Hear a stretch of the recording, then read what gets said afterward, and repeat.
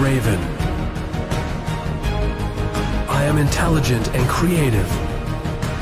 I am bold and determined. I rely on teamwork, and I am accountable. I am a competitor who will defend my territory.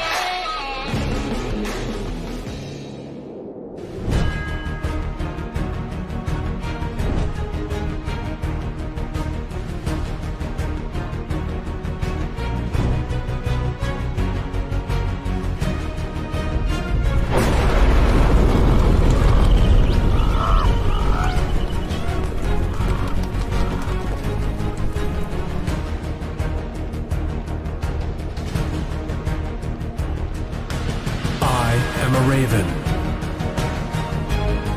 I am intelligent and creative. I am bold and determined. I rely on teamwork, and I am accountable. I am a competitor who will defend my territory.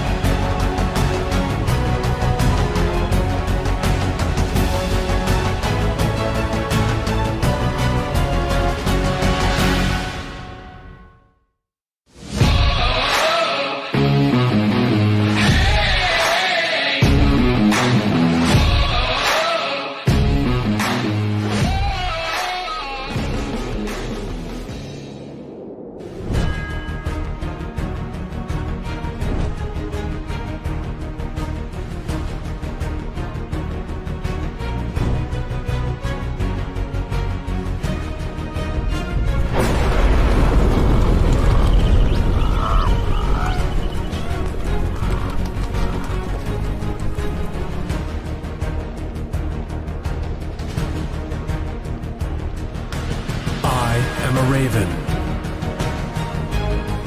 I am intelligent and creative. I am bold and determined. I rely on teamwork, and I am accountable. I am a competitor who will defend my territory.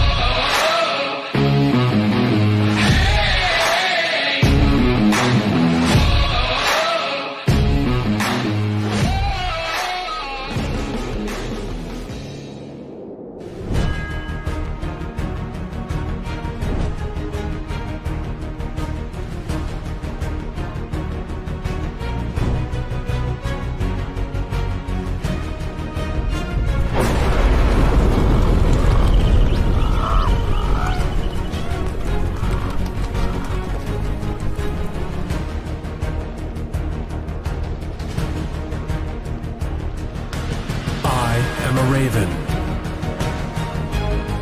I am intelligent and creative. I am bold and determined. I rely on teamwork, and I am accountable. I am a competitor who will defend my territory.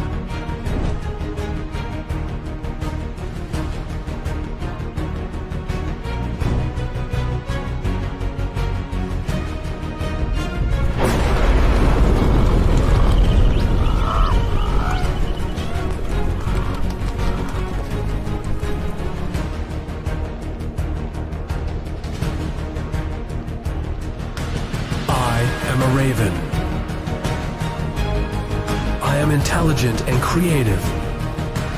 I am bold and determined. I rely on teamwork, and I am accountable. I am a competitor who will defend my territory.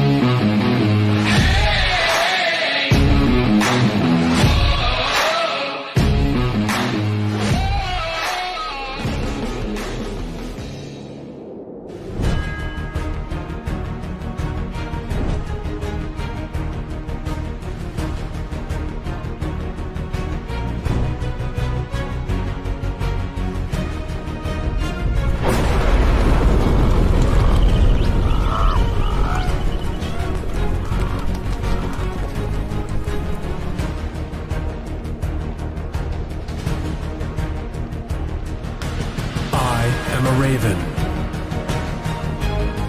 I am intelligent and creative. I am bold and determined. I rely on teamwork, and I am accountable. I am a competitor who will defend my territory.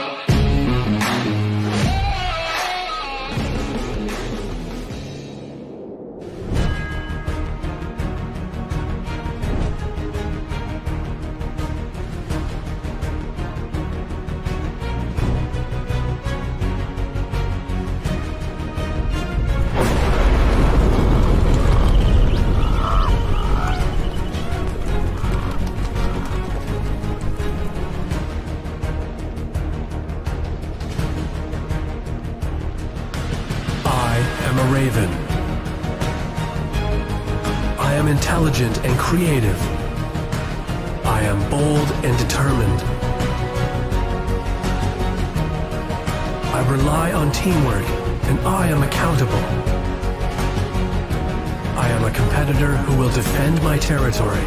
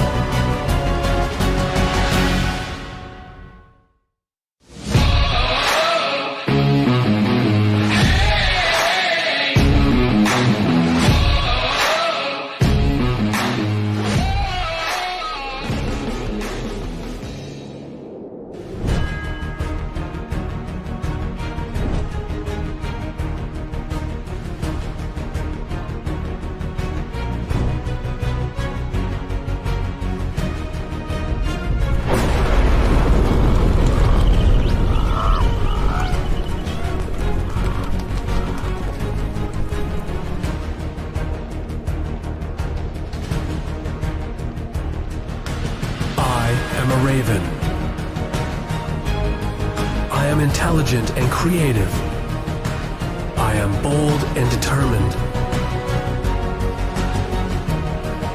I rely on teamwork, and I am accountable. I am a competitor who will defend my territory.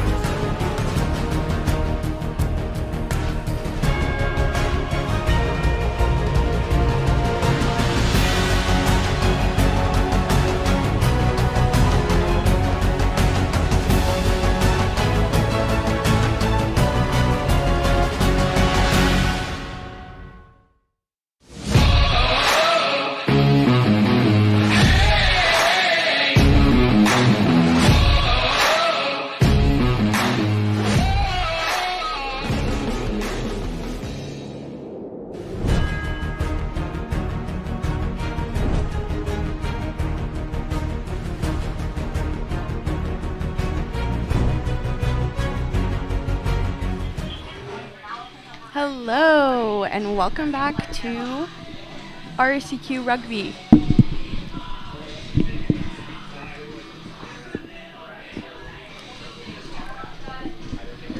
Today it is the Carleton Ravens taking on the Bishops at home, and it is also our graduate player game, so there will be a few awards coming up for our graduated players at Carleton.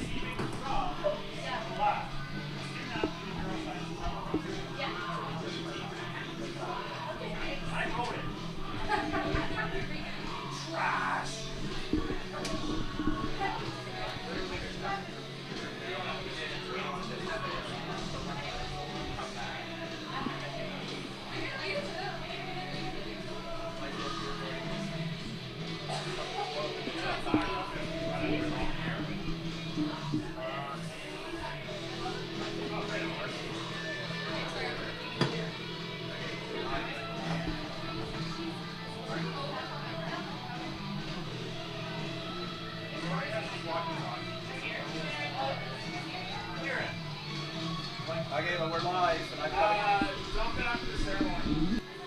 You don't have to record the ceremony, I don't need it. Okay, because we're doing a conversion after the ceremony.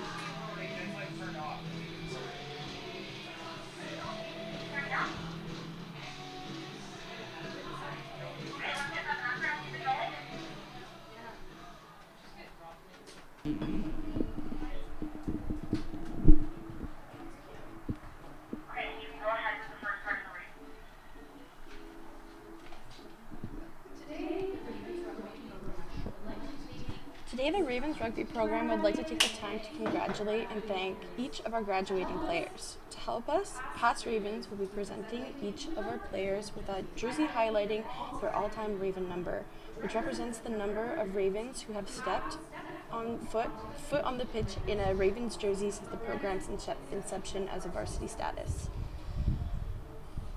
To start, receiving their jersey for all-time Raven number 99, Malak Saiful-Nazar, a student athlete in neuroscience from Pembroke, Ontario, Raven number 115, Brianna Messer.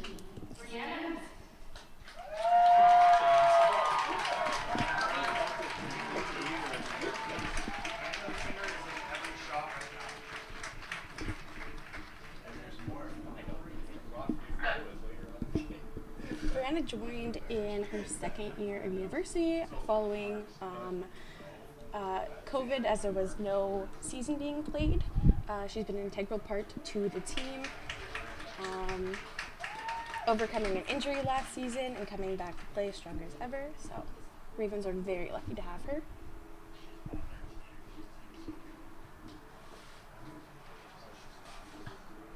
Receiving their jersey from an all-time Raven, number 56, Daniel Ververt is a student athlete in graduate studies from Hamilton, Ontario, and currently our captain, Raven number 113, Madison Cunha.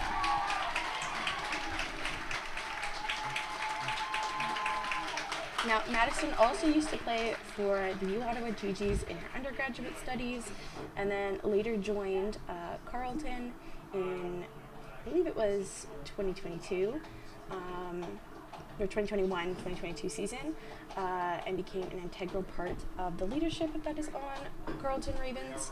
And so, again, they are also very, very lucky to have her.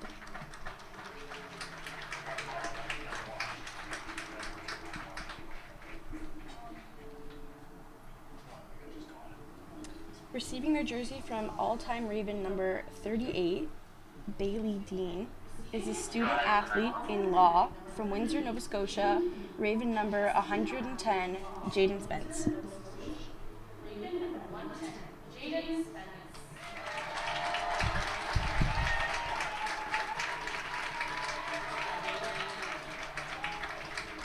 Jaden has stepped up this year to play as number 8 for the Carleton Ravens, which is a huge position to be on the field. She's seen great growth over her time as a Raven, and I'm sure everybody on the team is expressing how much they have loved having her, and again, they are very lucky.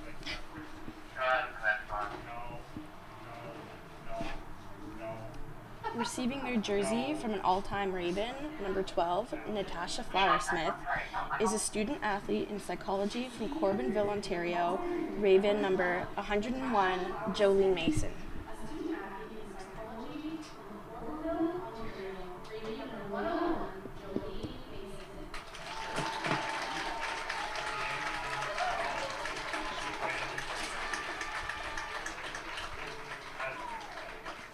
Jolene Mason brings an integral part to the team, playing in back row.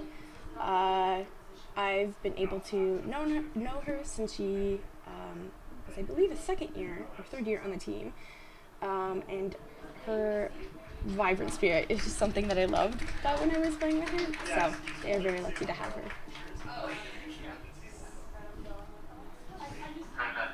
And receiving their jersey from all-time Raven number 94, Lauren Walker, is a student athlete in law from Shallow Lake, Ontario, Raven number 98, Anna Norman.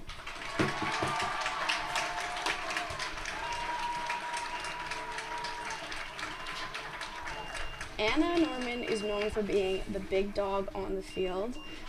She never backs down from a tackle.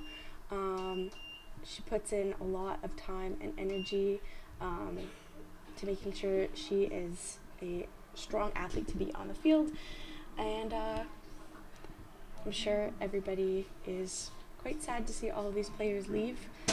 They've been so lucky to have them over the past few years as they've been Ravens, and I'm sure they will be finishing off their season quite strong this game, and hopefully as they move forward with the rest of what their season holds. Ladies and gentlemen, your graduated players from the Carleton Ravens.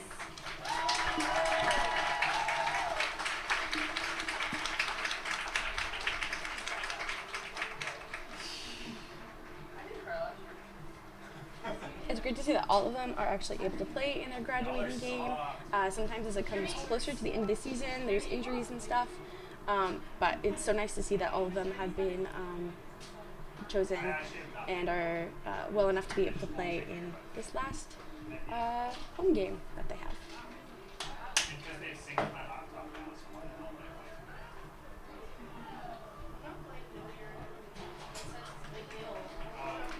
And we'll see you after the break for the beginning of the game.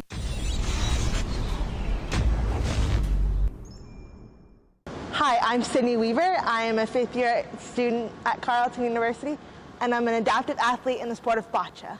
When I talk to people and they're like, how did you start in bocce? I'm always like, I started playing at Carleton. Like, I was always proud to say I attended Carleton, but when they showed commitment and dedication to bringing bocce and keeping the bocce program alive, it meant a lot to me, like the fact that they were willing to make that commitment. Outside in the community, there isn't a lot of grassroots opportunities for students with disabilities or young adults with disabilities to get involved. So for Carleton to make a space for students with disabilities, it really does mean a lot, because if it wasn't for Carleton and their commitment to inclusion, I wouldn't have had the opportunities within the sport that I've had. I know myself as a former Carleton student. I lived in residence for 4 years. If I could have rolled out of my residence building, used the tunnels, and came to this gym to play every week, would have been a lot easier. Yeah, my name is Sam Graham, and I'm the Vice President of the Ottawa Carleton Wheelchair Sports Association. And I also work as a disabilities coordinator at the Paul Men's Center at Carleton.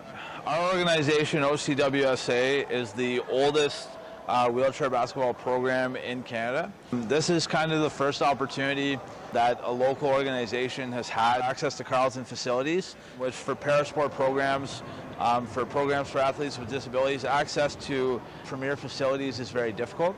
We feel very fortunate to have access to this space. It makes it very easy for students to come and join in, and I think we've done a good job merging the facility space that Carleton has offered with us to helping them get their Junior Ravens program off the ground. So it's been a nice partnership. The fact that Carleton is willing to put the energy into these programming for their students first and foremost, but then also opening it up to the community is just so huge. My name is Darda Sales. I am the para swimming development consultant working with Swim Ontario to enhance programming for individuals with impairments.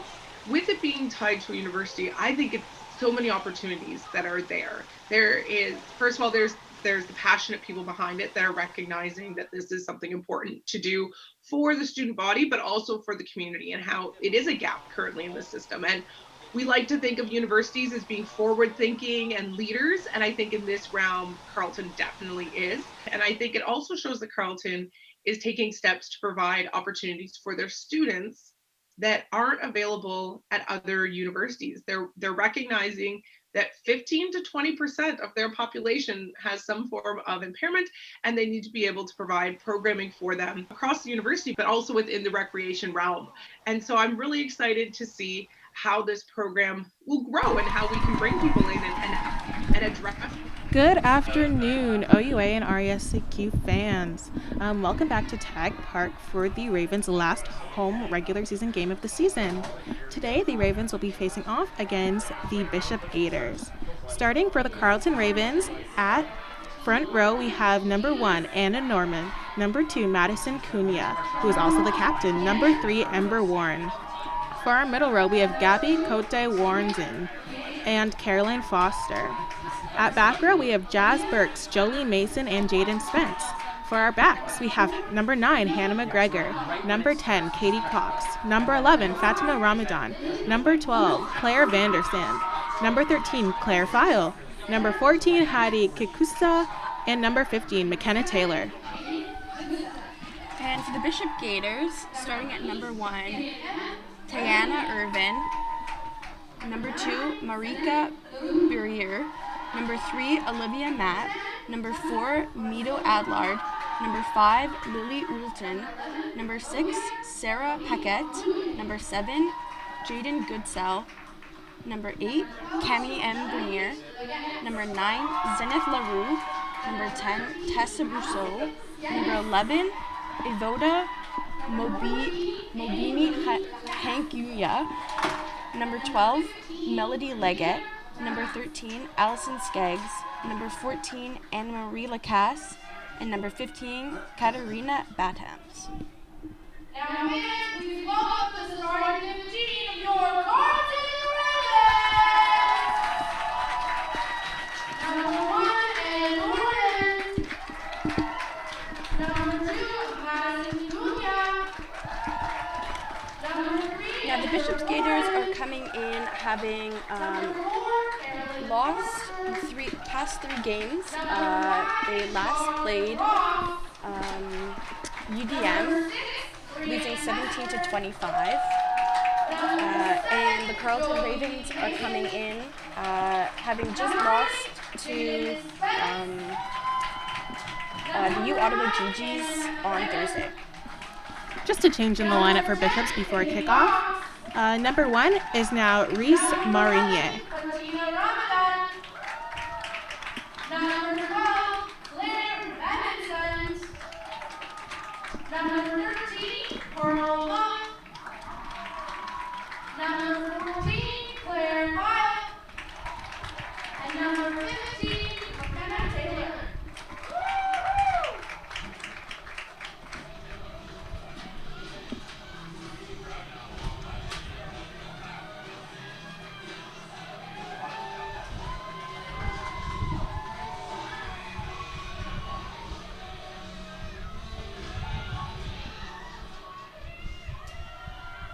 And we have a short mid-range kick caught by number 3 into contact. Carleton clears the ruck. Oh, a bit of a fumble, but recovered by number 7, Jolene Mason. The Ravens take the ball to the short side and into contact. A deep ball and a kick by Katie Cox, caught by the Gaiters and is being run up the field and is chipped back to the Ravens. Being chased by Katie Cox. Takes it up the field, passes it to Claire File. Into contact, and Ravens are over and clear that ruck. Back into contact, ball carrying by Anna Norbin, then Madison Cunha, who breaks through with the gap.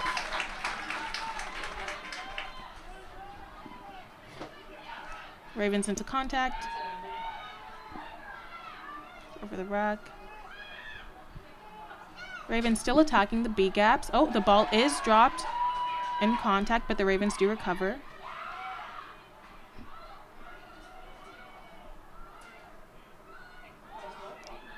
Ravens bring the ball back around, passing the ball down the line. Oh, a bit of fumble during the contact, but Ravens keep possession of the ball. Yep, and the Ravens do get a penalty for not releasing, I believe.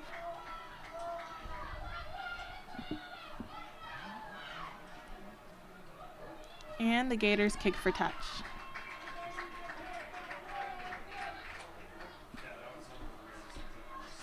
It's good to see they've kind of come back after Ottawa becoming a bit dynamic, more dynamic. It seems that they've kind of brushed up and being able to do a bit more set pieces as we're cool, calm, and collected.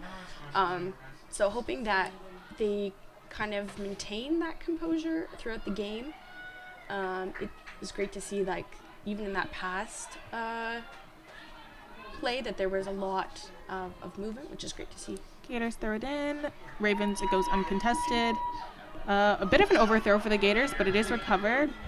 Ravens are quick to tackle, and the Gaiters are over the ruck. Ball's out. And it goes down the line. Gaiters were great going into contact, making sure not to go down without backup.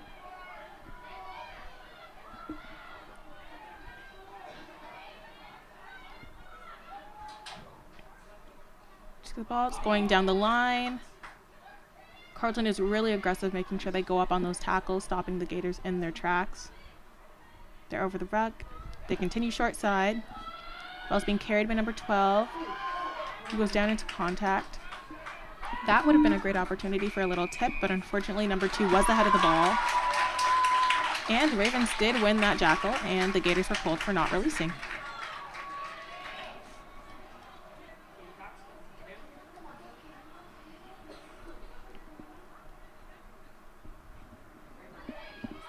And off that penalty, it looks like Katie Cox was trying to kick for touch, but it just missed the sidelines. Lucky for them, the Gaiters did knock that on, and so it's now Ravens' possession again.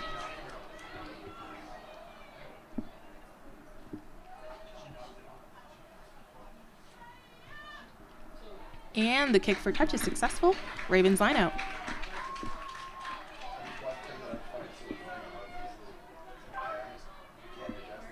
Yeah, this will be interesting to see as they are getting closer to the try zone. So let's see what they kind of come up with.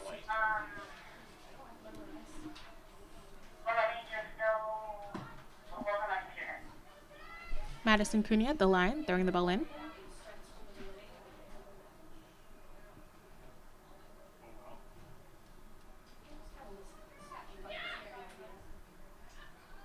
And the Ravens win that line out. The ball is out. Quick hands, a bit of an overpass, but that's okay. They recover with Jolene Mason with a tip to Anna Norman.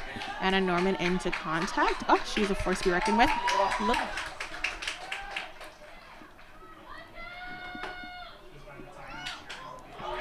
Fatima recovers the ball. And she's up with the ball again.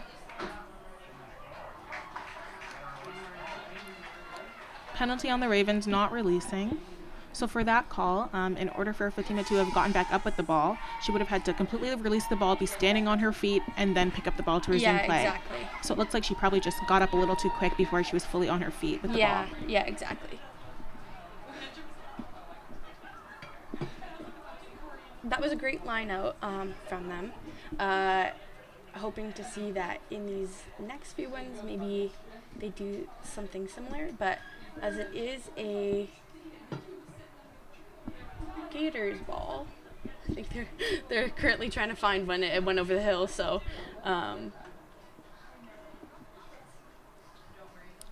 another game ball is kicked into play. Oh, looks like they have 2 game balls on the field. It's okay, they'll have a spare for later in case it happens again. Honestly, that hill is always an issue, I feel like, in Carleton games. And the ball is up. The Gators tip that to their scrum half, and they go straight into their set play. They're Gators attacking A and B gaps. That was a great run into contact for the Gators. Another penalty against the Ravens.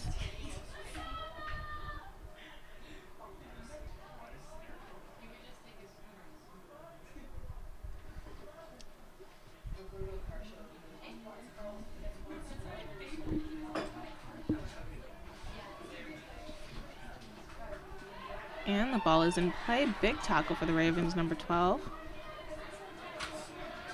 And the Ravens get possession of that ball.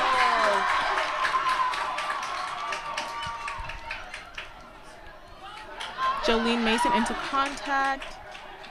Ravens clear that ruck and continue with the momentum they have on the side of the field. Scrummy did pick and go, so it does seem that they...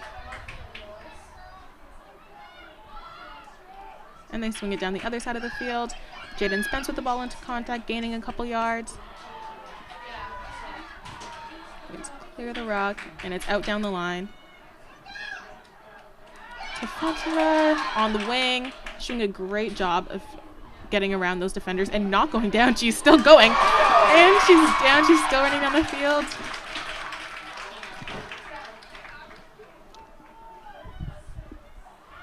Ravens attacking the A and B gaps to gain a couple more yards. Jaden Spence with the ball. 2 yards out from the try line.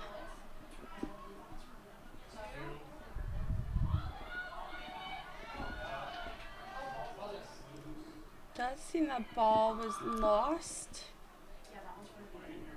in contact.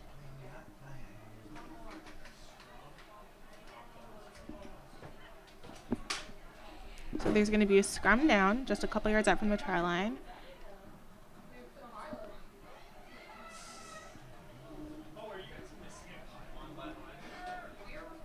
I am happy to see the Ravens doing more lines this game. Last game, that was one of our critiques, that they could use more depth in running onto the ball, and they've been doing that so far in the first 8.5 minutes of the game, and it's been working really well for them.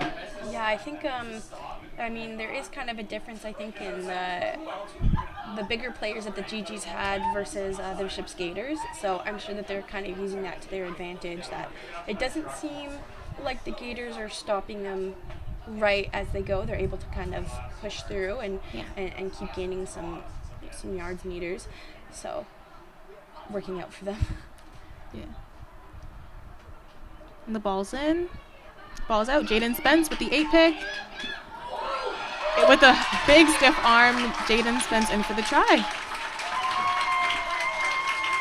As a graduating player, for her to have the first try of the game, I'm sure feels great. I'm sure, yeah. That's the fun part about being an 8, is that you do kind of get to help make some of those calls that you think, and that was a great call for her to make, seeing that there was nobody really defending on that one side. She was able to just stiff arm the one and be able to get that try, so I'm sure she's feeling really proud of herself.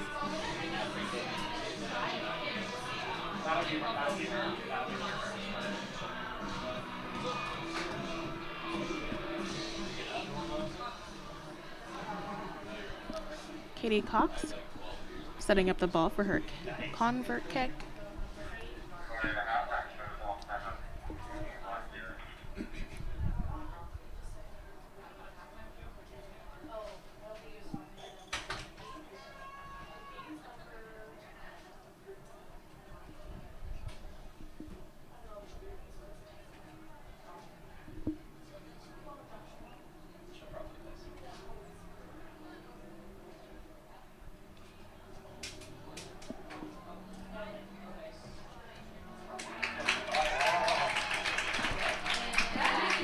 convert kick was good.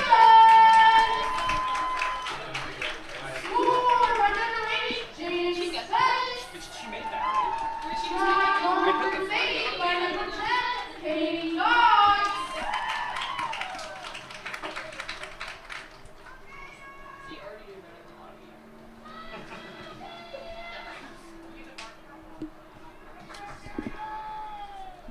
All right, we have Bishops at the line, getting ready for kickoff.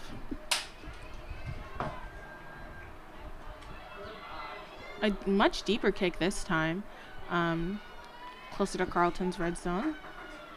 But they've picked the ball up and are running, making great strides up the field.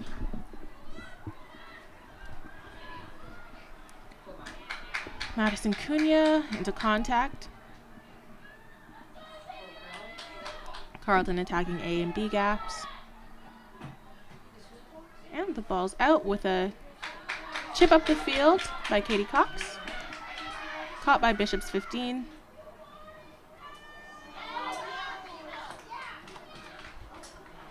Bishops clear the rock and go into Carleton's A and B gaps, but is brought down fairly quickly. Ball's out. Bishops working the ball down their line with a chip and a tackle. Ravens catch the ball off that chip and are making their way down the field. Number 5 is going.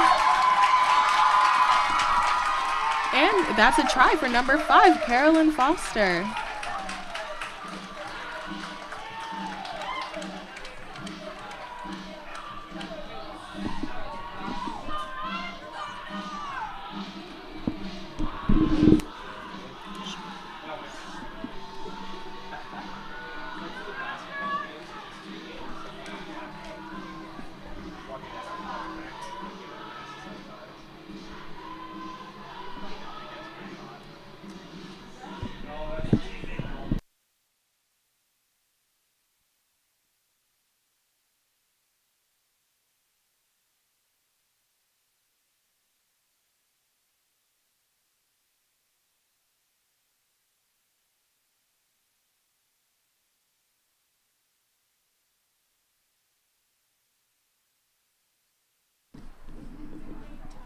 Our correction, it does seem that that try was scored by Charlotte Ross.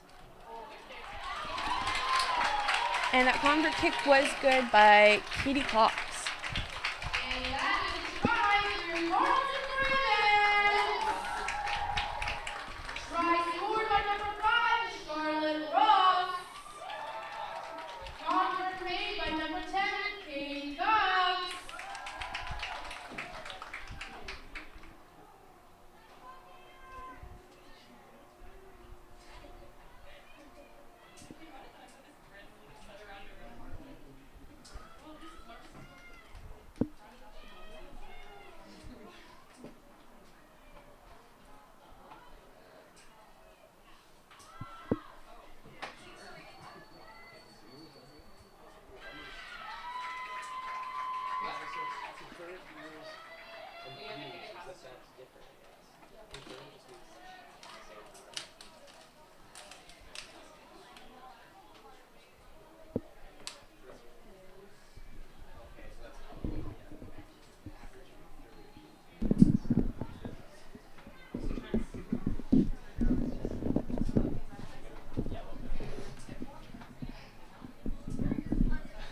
And this will be a Gaiters lineup.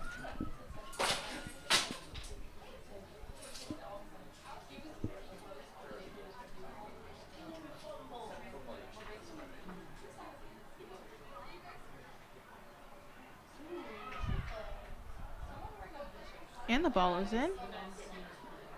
Bishops won that line out.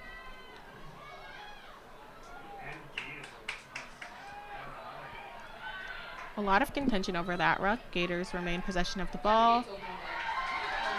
Gators break through just a little bit until taken down by Allie Norman.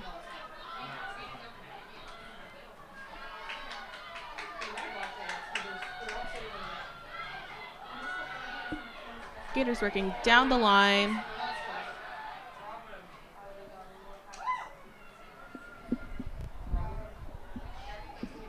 The ball is knocked backwards.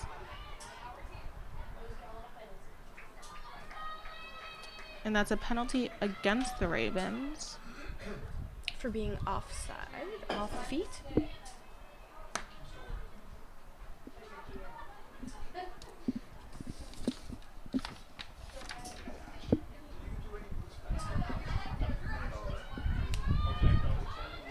And that was kicked for touch by the Gators.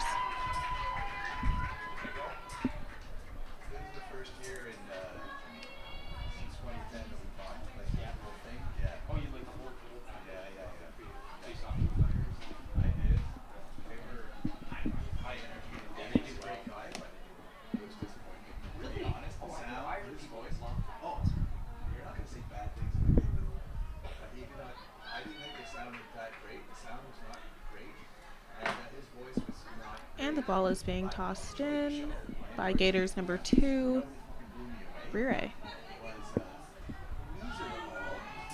Gators go straight into a maul. It's being contested by the Ravens. There is a little bit of movement now, and the ball is out. The Gators running it into contact. Ravens do take her down. About 3 yards out from the try line.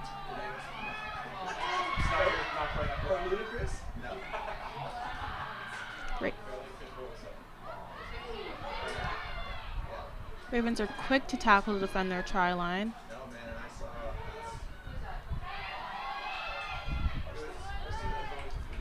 The Gator strategy being here seems to be attacking the A and B gaps, bringing it down the line, trying to find some extra gaps, breaking through the Ravens' defenses just a little bit, pushing them back a yard.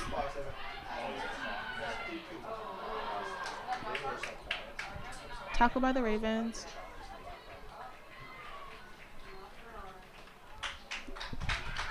Knockdown in contact by the Gators, scrum down Ravens ball. It does seem that the Ravens have been able to secure quite a few of their scrums and such from ball handling mistakes that the Gators have made. Sometimes I see that like the 9 and the 10, there may be like too far of a gap, and it's kind of hard for them to be able to reach.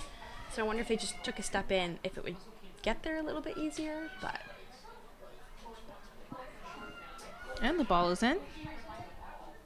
And a pick by Jaden Spence with a toss to Ravens number 12.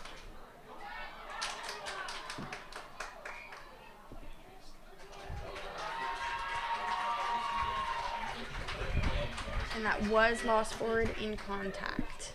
So it will be a Gator scrum.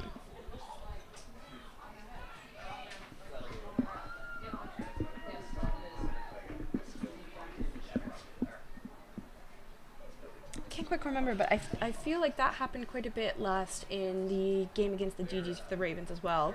There was quite a bit of balls being lost when going into contact, just being knocked forward a bit. Something that may just need to be reviewed a bit more, but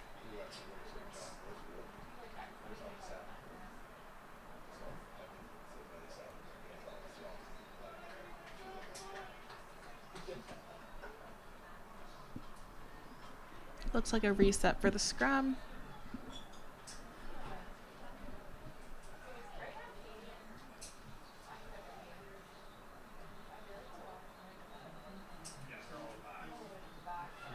Ball's in.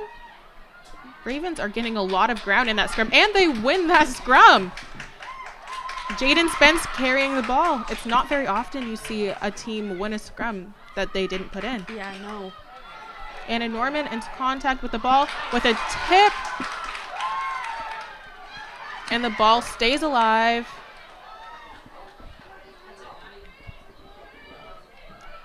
Ravens bring it out. Jaden Spence with the ball. Jaden again with a great tip to number 12, Claire Vanderson. She's down. Now that ball actually might have been considered out and fair game, but in the heat of the moment, teams don't often realize that. Ravens still going down the field with the ball.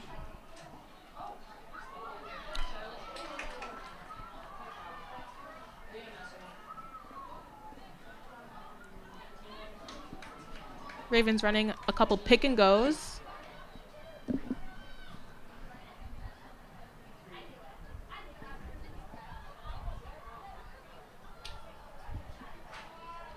And really close to the try line. If not already on it, Ravens running down the line to gaps on the field. And that's a try for Ravens number 12, Claire Vanderson.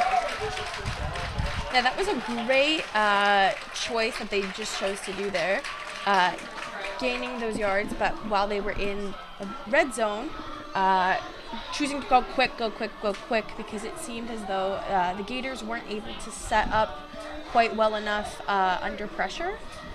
So great decision by the Ravens to do that. And that, I think, is the first try that Claire Vanderson has scored with her time with the Ravens. I do believe so, yeah. So big congratulations to her.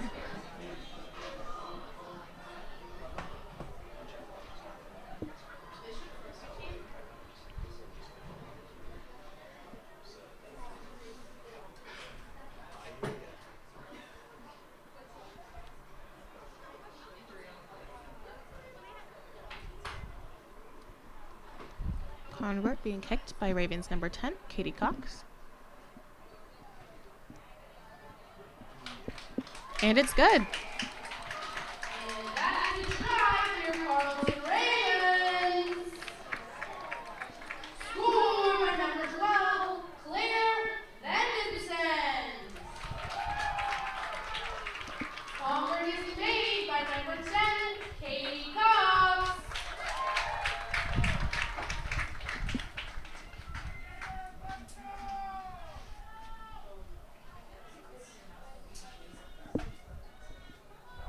And the Gators return for kickoff.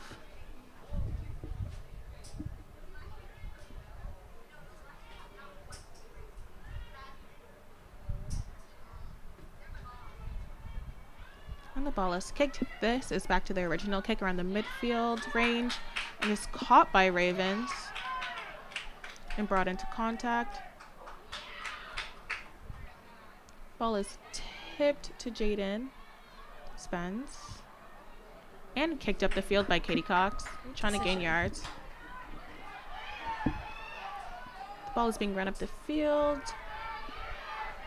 by the Gators, number 15.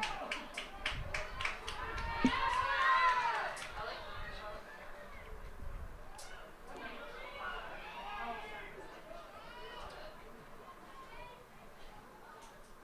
ball is out and is chipped up the field by Gators number 12. And is caught by Ravens 11 and is being run up on the wing. She did complete it this time. And continued running up the field, learning from previous mistakes.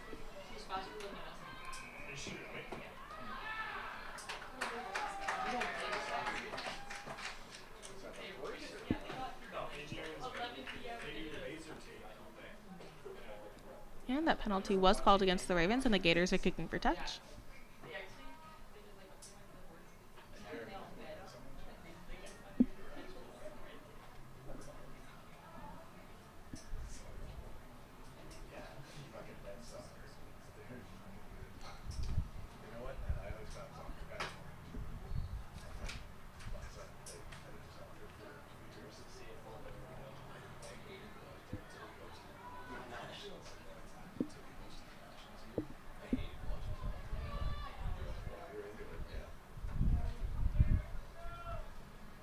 And Bishops wins that line out.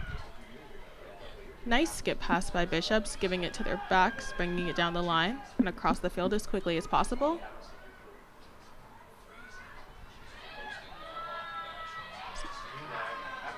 Gators attacking that B gap there.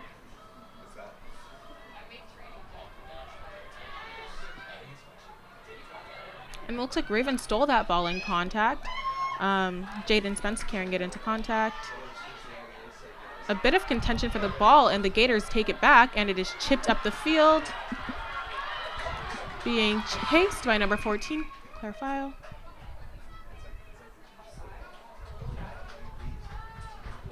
And it looks like Ravens get a side. in through the side call for that route. Penalty, I think, for being Coming in through the side, not going through the gate, I think.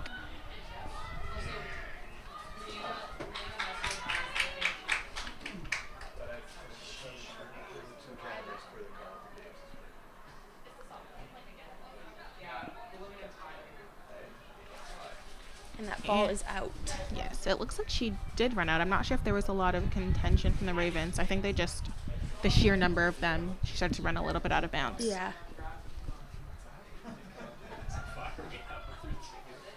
I have to say, one of the things that the Bishops actually do really well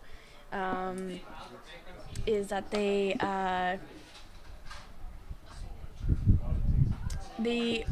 get the ball, but their feet are still moving as they're running into contact. That's something that Carleton Ravens struggled with last game, just standing still. So it's great to see that, you know, some teams are pretty dynamic at that. And there were some substitutions there for the Gaiters. So 19 is in for 4 and 17 is in for 1. Ravens steal that line out. Jolene Mason taking it up the field with big into contact.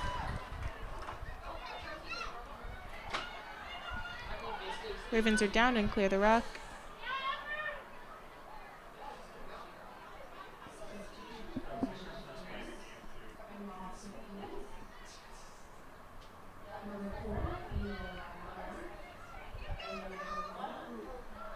Bit of a fumble there with the Ravens. And that ball was knocked on by the Ravens, I believe. But the ref is pulling it back, probably for something he saw earlier. Yep. And it will be a penalty. Yep, for the Ravens. That happens quite often. Rugby doesn't stop and start like most sports. The team that had something happen against them normally just plays with advantage until the next call. And the Ravens kick for touch.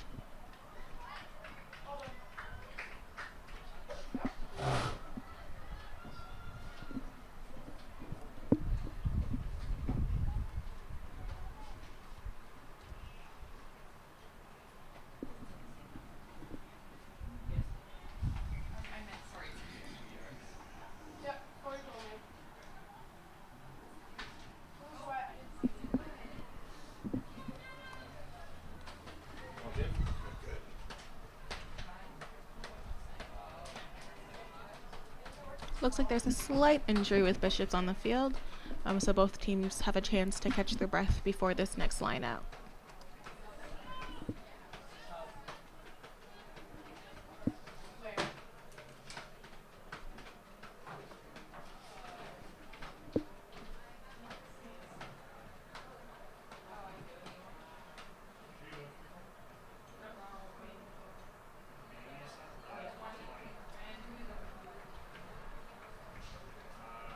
And unfortunately, it looks like she is going to need to sub off. And is being replaced by Bishop's 20.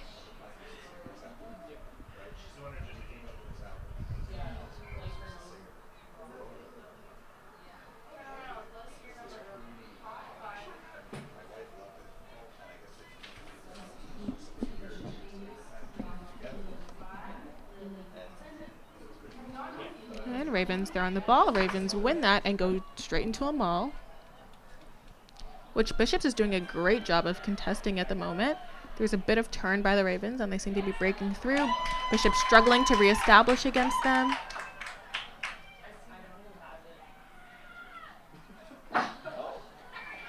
And that's a try, Ravens. You saw a little bit of early celebration from the Ravens players before the ref called it, but the ref did back up her celebration.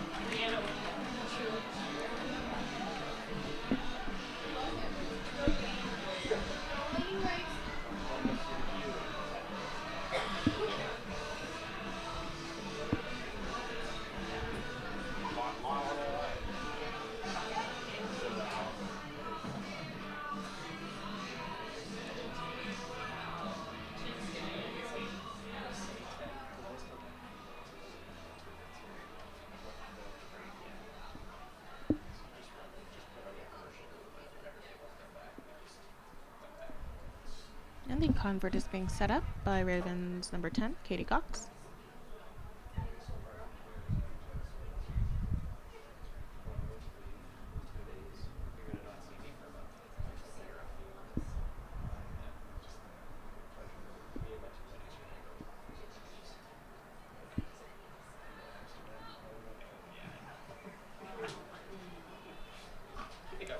And it's not good.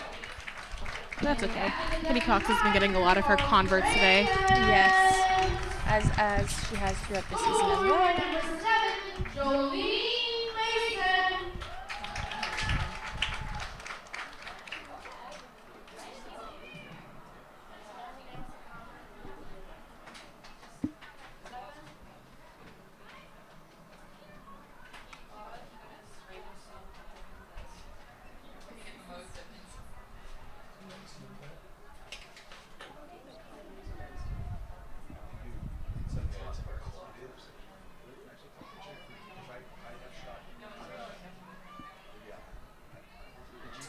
And the kick is good. This one's shorter, closer to the sideline.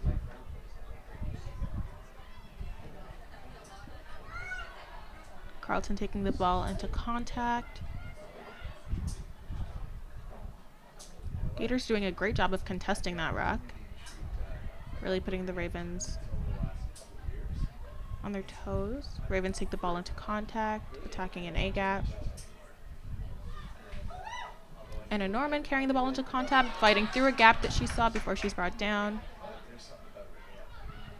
And the ball is out. Ooh. Dropped ball and knocked forward a little bit into contact by 14, Claire File. But it does look like the Ravens are playing advantage, so they will remain possession of the ball. The team is calling for coming in from side.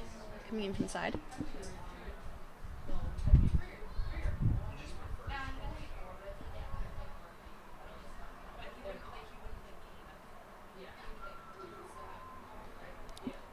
the ball is kicked for touch.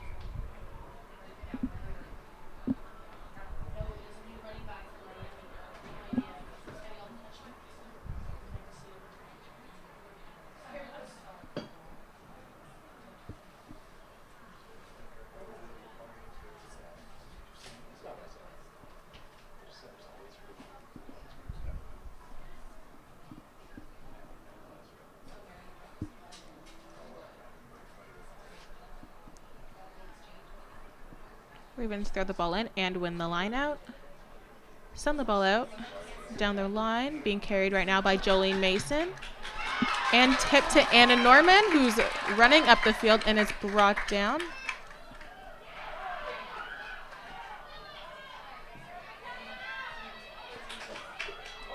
Ravens doing a great job of keeping that ball alive for as long as possible.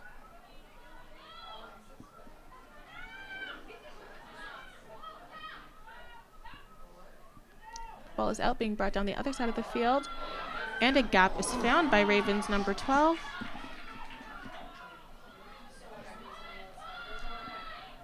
Ball is being carried up the field. About a yard out from the try line.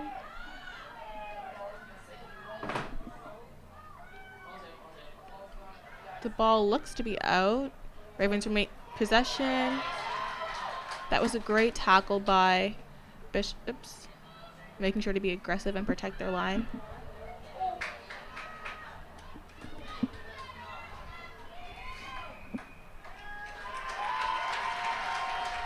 That's a penalty against the Raven for not releasing, so they'll be back 10.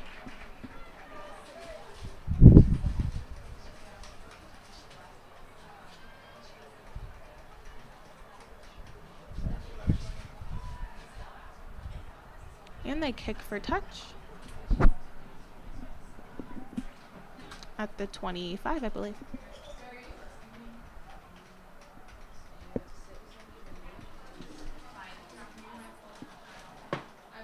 Now, even that series of events was actually really well done by the Ravens. The only one thing I can say is that when it starts getting thrown out onto the line side, if there is nobody there to support a ruck, it can lose support and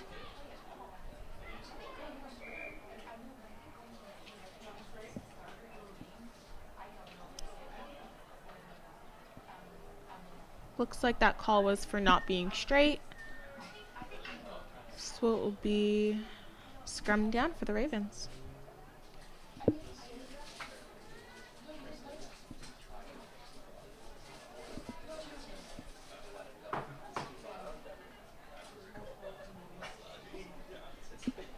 Ravens have been taking great advantage of their set plays this game, so I'm excited to see how far they're able to carry the ball off of this scrum.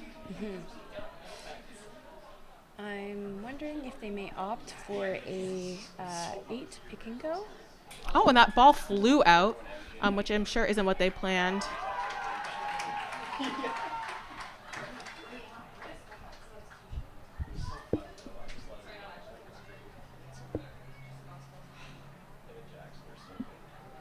And it's kicked for touch. Oh!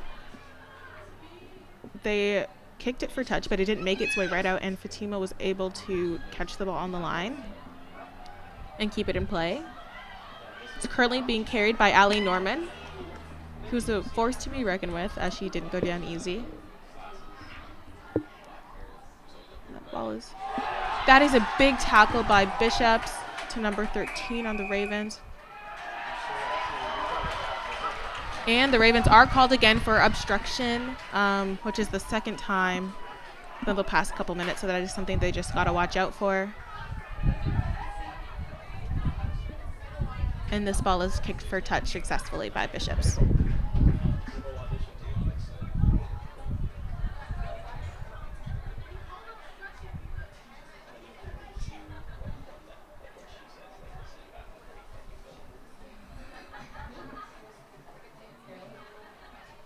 It does seem to be hard for the Ravens today. They seem to go about their plays and they go to be really good, but then all of a sudden they get called for something, and then it gets usually turned over to a penalty. So, and the Ravens win Bishop's line out, and the ball is being currently carried by their scrummy and is tipped off to Anna Norman and is passed down the field to Claire Vanderson. Ravens are over the rock, and ball is out, and the ball is chipped up the field by Katie Cox. And it's unclear if that ball bounced out of bounds or if Bishops caught it and then she stepped out of bounds. We will see once possession is handed over for the lineout.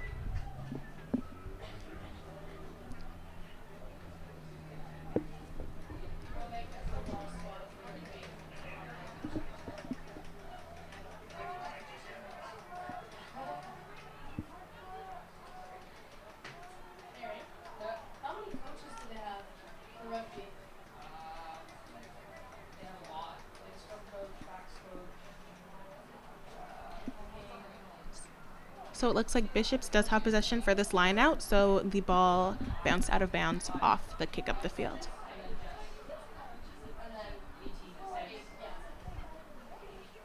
Ball's in.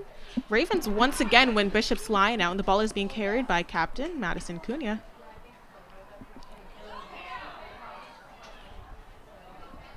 It's into contact, and Carleton is really attacking those A and B gaps. And that try is scored by number 7, Ravens Jolene Mason. and that is her second try of the match. 2 of the graduating players have scored this game, which again is really great to see.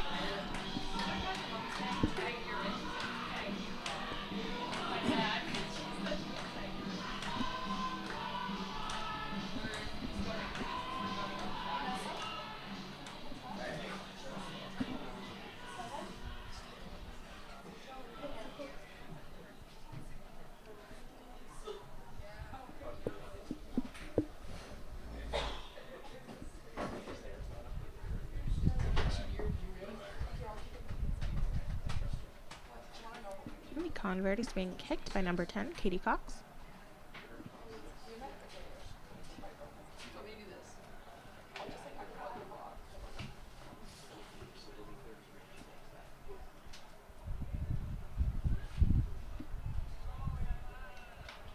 And the convert is good.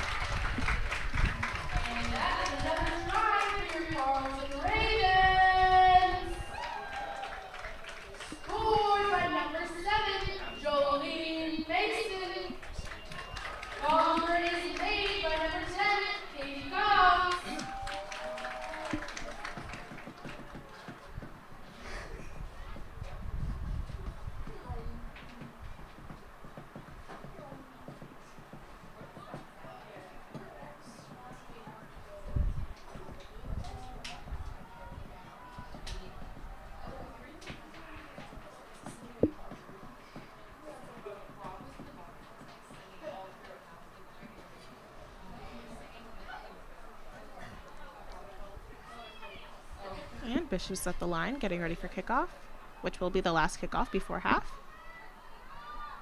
Mid-range chip bounced off of Carleton, and Bishops take advantage of that and take possession of the ball.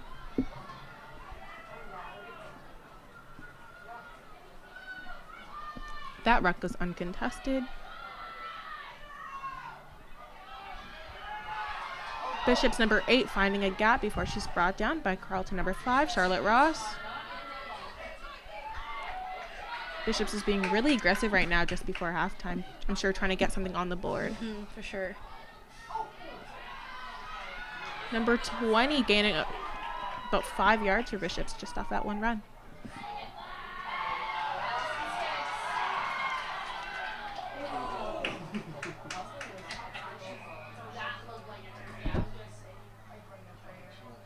That seemed to be a big hit and a penalty against Carleton.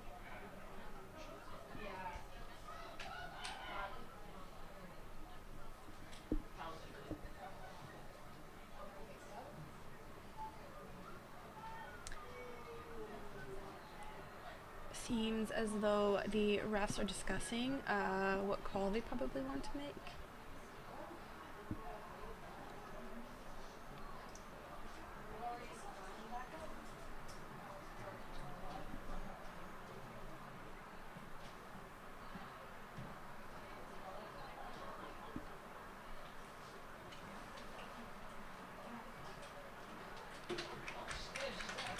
She is on her feet, and it doesn't look like she will need a substitution.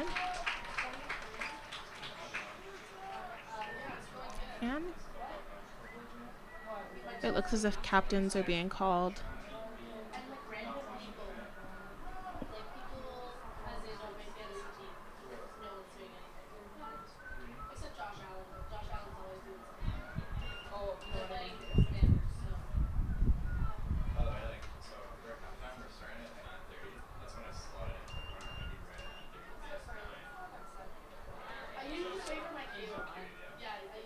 And it does seem that a yellow card, will be given to number 1, Anna Norman.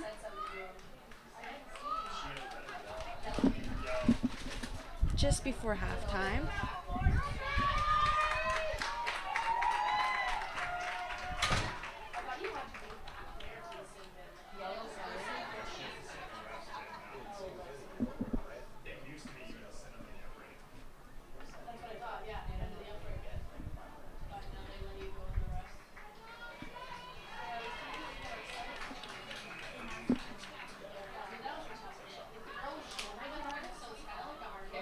And Bishops does not kick for touch to keep the ball in play.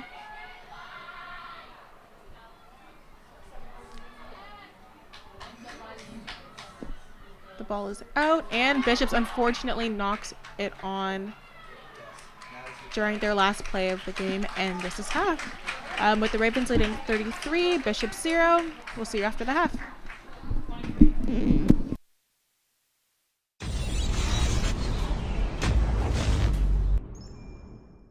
Hi, I'm Sydney Weaver. I am a 5th-year student at Carleton University, and I'm an adaptive athlete in the sport of bocce. When I talk to people and they're like, how did you start in bocce? I'm always like, I started playing at Carleton. Like, I was always proud to say I attended Carleton, but when they showed commitment and dedication to bringing bocce and keeping the bocce program alive, it meant a lot to me, like the fact that they were willing to make that commitment. Outside in the community, there isn't a lot of grassroots opportunities for students with disabilities or young adults with disabilities to get involved. So for Carleton to make a space for students with disabilities, it really does mean a lot, because if it wasn't for Carleton and their commitment to inclusion, I wouldn't have had the opportunities within the sport that I've had. I know myself as a former Carleton student. I lived in residence for 4 years. If I could have rolled out of my residence building, used the tunnels, and came to this gym to play every week, would have been a lot easier. Yeah, my name is Sam Graham, and I'm the Vice President of the Ottawa Carleton Wheelchair Sports Association. And I also work as a Disabilities Coordinator at the Paul Men's Center at Carleton.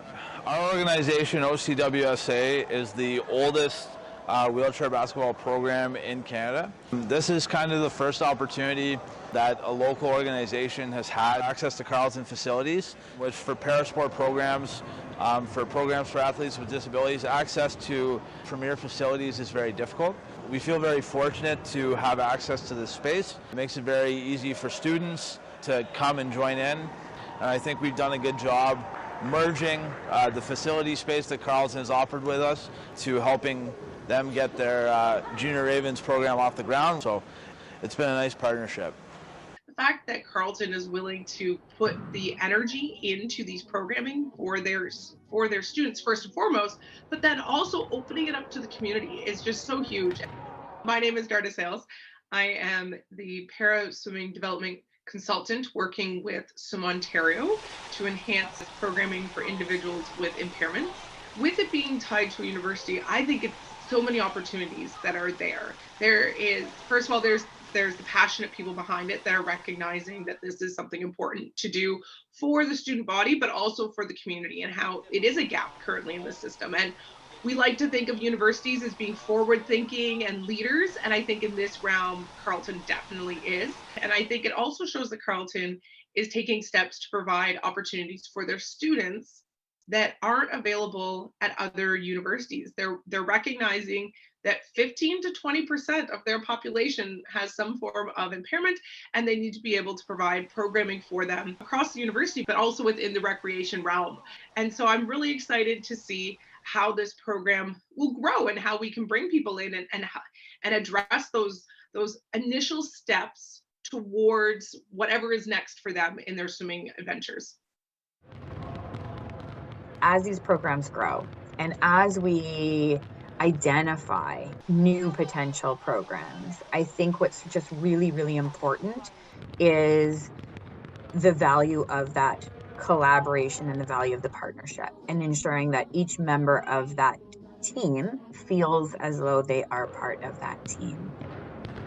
So my name is Emily Glossop, and I'm the Executive Director of Abilities Ottawa. And we are an organization that advocates, educates, and facilitates program in and around inclusive and parasport programming. We try our best to be aware of all of the organizations in our community who provide inclusive and parasport programming. And I think for us, it's really important that we recognize that if we work together as a collective or partner or collaborate on things, we can make really wonderful things happen. It all started with a grant for post-secondary schools and institutions to be able to engage their own students with disabilities in recreation and sport. And now it's grown to not just their students, but also the community. And so this started with the Ontario Parasport Collective, support from TAAG, Toronto Accessible Sport Council, support locally here from the Abilities Ottawa team. And then we have all of our amazing sport organizations. We have the Ottawa Carleton Wheelchair Sports Association. We have dance and our dance instructor who's come in to create the inclusive dance program. We have Boccia, which comes from the Ontario and Canadian Cerebral Palsy Sports Associations. We have fitness training with our qualified instructors supporting students and community members in their fitness goals. And then we're also now including para swimming. So that's a link and partnership and collaboration with Swim Ontario. You know, so for Abilities Ottawa to have had that initial connection with Paul Menton and the READ initiative, it's just pretty amazing to see how one small little idea has now grown to a new department within Carleton University. You know, it's come full circle. We're now including our whole community, and we'll just see how far we can go. The biggest thing with Carleton having this program is that students with disabilities have the chance to feel included in an athletic environment. It's really changed my outlook and who I am. And for that reason, Carleton Athletics and the Boccia program will always be a part of who I am.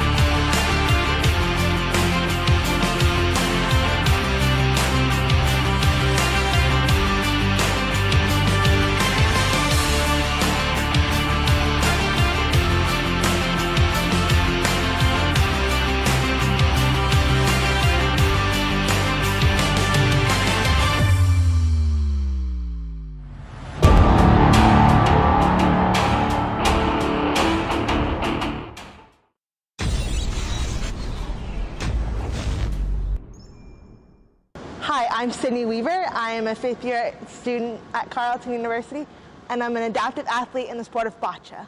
When I talk to people and they're like, how did you start in bocce? I'm always like, I started playing at Carleton. Like, I was always proud to say I attended Carleton, but when they showed commitment and dedication to bringing bocce and keeping the bocce program alive, it meant a lot to me, like the fact that they were willing to make that commitment. Outside in the community, there isn't a lot of grassroots opportunities for students with disabilities or young adults with disabilities to get involved. So for Carleton to make a space for students with disabilities, it really does mean a lot, because if it wasn't for Carleton and their commitment to inclusion, I wouldn't have had the opportunities within the sport that I've had. I know myself as a former Carleton student. I lived in residence for 4 years. If I could have rolled out of my residence building, used the tunnels, and came to this gym to play every week, would have been a lot easier. Yeah, my name is Sam Graham, and I'm the Vice President of the Ottawa Carleton Wheelchair Sports Association. And I also work as a disabilities coordinator at the Paul Men's Center at Carleton. Our organization, OCWSA, is the oldest wheelchair basketball program in Canada. This is kind of the first opportunity that a local organization has had access to Establish against them.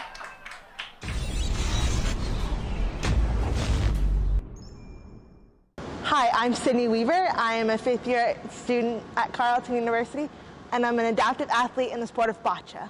When I talk to people and they're like, how did you start in bocce? I'm always like, I started playing at Carleton. Like, I was always proud to say I attended Carleton, but when they showed commitment and dedication to bringing bocce and keeping the bocce program alive, it meant a lot. And the ball's in. Ball's out. Jaden Spence with the 8-pick. With a big stiff arm, Jaden Spence in for the try. Reestablish against them.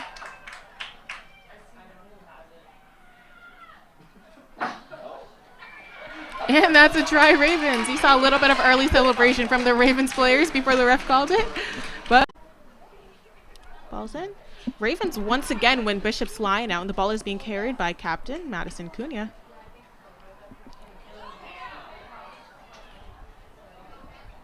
Into contact, and Carleton is really attacking those A and B gaps.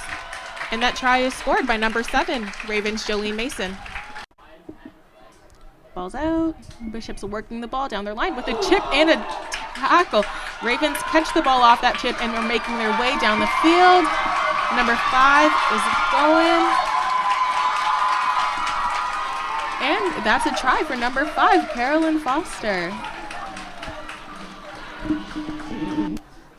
And here are all the tries from the Ravens for the first half really of the game. close To the try line, if not already on it. Ravens running down the line to gaps on the field. And that's a try for Ravens number 12, Claire Vanderson.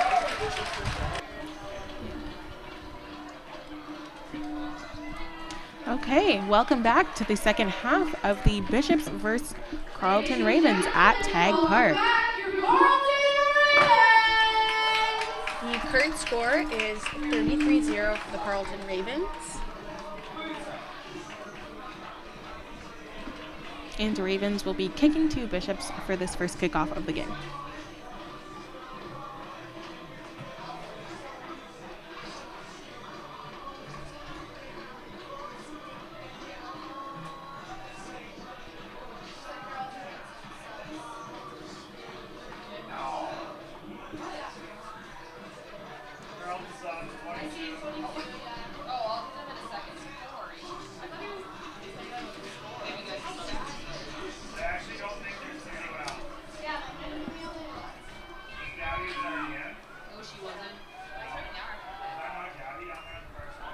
And Carleton kicks the ball.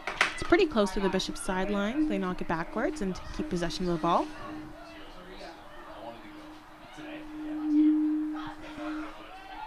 Bishops passes the ball, remains possession. Carleton having a bit of trouble rolling away.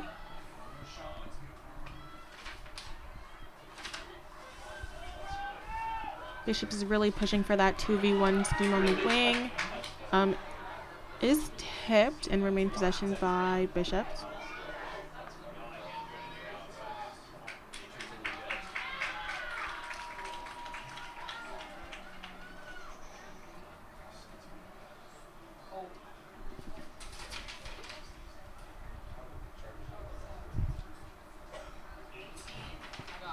Looks like it'll be a scrum down. And just at the break, we had a couple substitutions for the Ravens. 22, Maria Michael is now in, and 18, Adiola King is now in.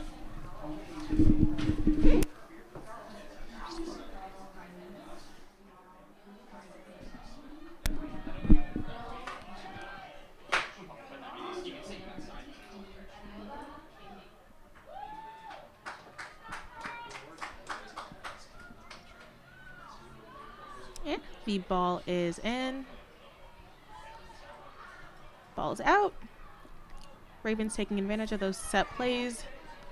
Oh, and the ball is accidentally...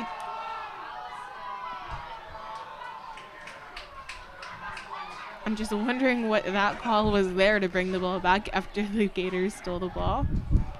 Looks like it'll be a penalty against them, though, so they are back 10.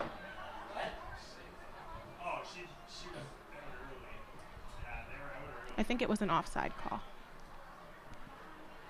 And the ball is kicked for touch by Katie Cox. Well, it wasn't her. They were already playing advantage with the flank release early off the draw. Because the flank release early off, Now the Ravens are playing one down, as a yellow card was given in the first half.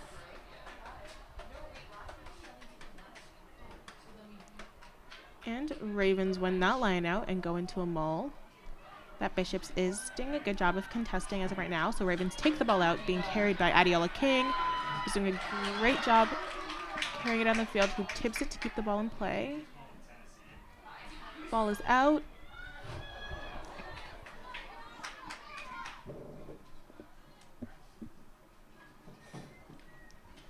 There was a fumble by the Ravens. And it was called a knocked on. This can be a source of contention between players and refs because it did hit a foot or an ankle, which some players would like to be remaining in play, but the ref did call it as a knock on.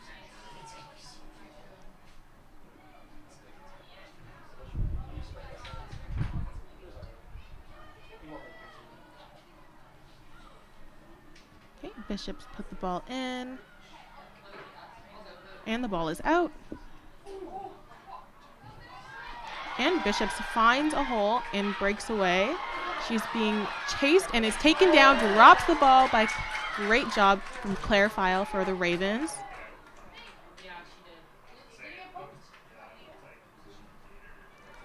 So it's going to be a scrum down for the Ravens.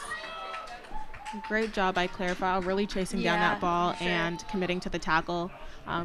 Even causing her to drop the ball in contact, which is always great to see. Just that slight bit of pressure did cause them to fumble, and it worked in favor for the Ravens. Had it not, we don't know if it would have been a try or if one of them would have caught up and tackled her anyways, but...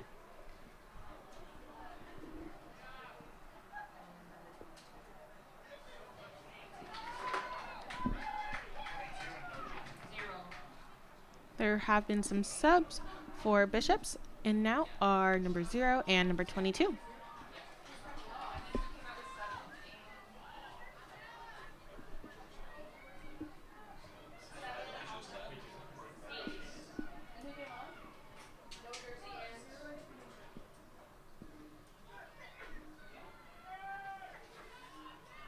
And the ball is in. Taken out by an 8 pick by Jaden Spence, who's running up the field with a couple stiff arms there. Ravens are over the ruck, and the ball is out. Brought into contact by number 3. Ball is brought into contact and tipped to gain a couple more yards for the Ravens. The ball is dropped, unfortunately, and Bishops is fighting for possession.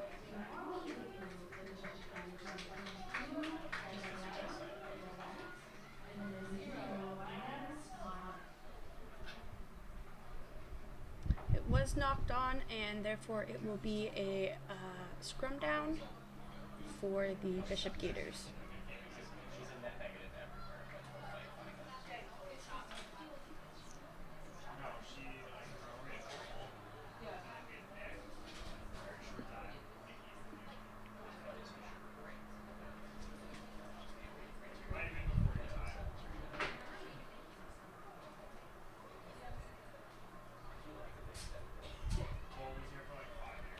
And the ball is put in by the Gators scrummy, is taken out by 8, pass to their scrummy, dropped but recovered.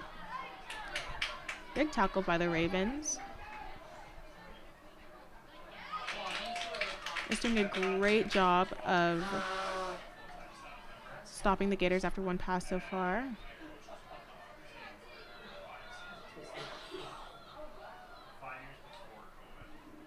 And the ball is out and moving down the line for the Gators. Being carried up the wing.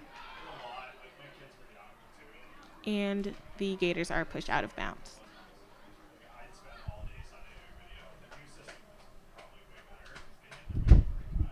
Now, it does seem through this game that one of the weaknesses overall for both teams is their ball handling skills.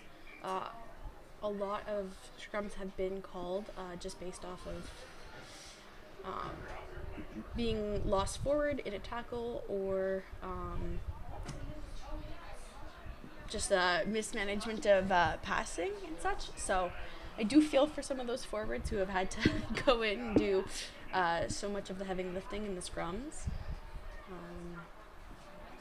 But it did seem that after the halftime, both teams did opt for some bigger players to come in. So that'll be a bit of an interesting thing to add to the mix.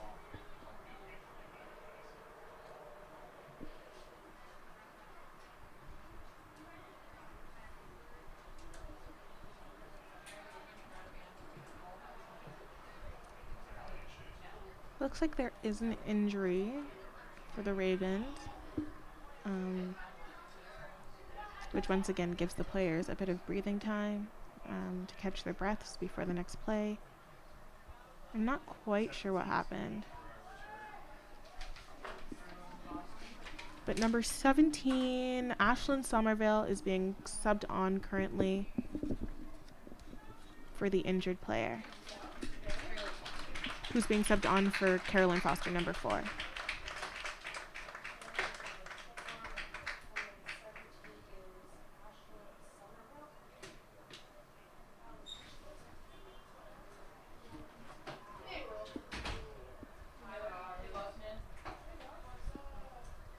The score sheet is still not up. That's okay. What's that? They just put the women's score sheet up there. RSEQ. I need it. The men's score sheet is not up there. They split. Oh, 3 o'clock. Men's finish at 3 o'clock. Well, Bishops, they have the players downstairs. I know, but most of the players are down on the field. I don't know what those look like. And the game is resuming with Carleton's lineup.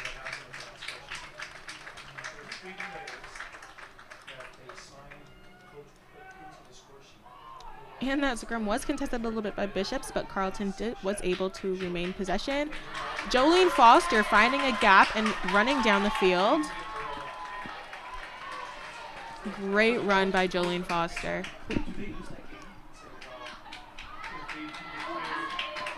Jolene Mason, correction.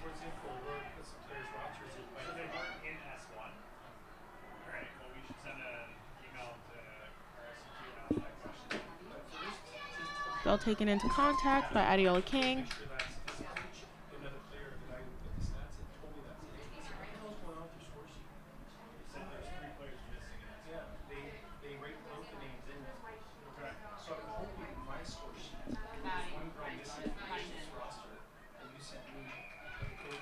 And that's a try for the Carleton Ravens. Scored by Captain Madison Cunha. That was a great use of those pick and goes, especially when you're really close to the try line. And now that makes 3 out of the 5 graduating players try scorers of the afternoon.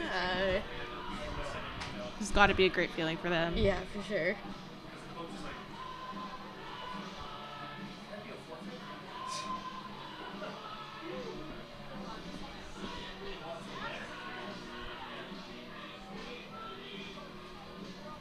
And honestly, that was a great prime spot to be able to score a try. Makes the job a little bit easier, hopefully, for Katie Cox, who is hoping to score this convert.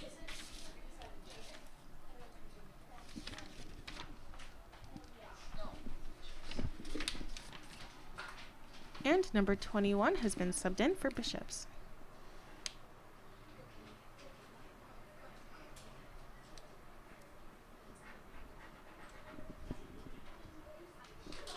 And that convert is good.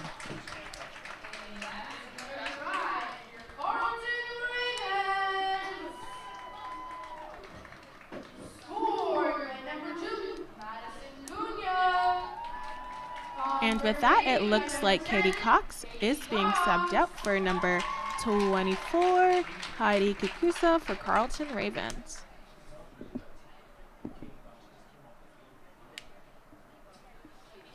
Katie has done a really great job this season, scoring a lot of those converts throughout the many games that the Carleton Ravens have played.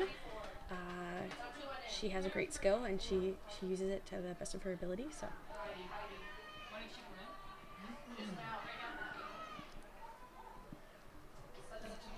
And that ball is kicked and bounced right out of bounds. I can't help but notice that every time they kick, it seems that Ember Ward, number 3, is a magnet for their kicks. It always seems to gravitate. I'm sure there's probably a strategic reason that the Bishop Gaiters have chosen to do that.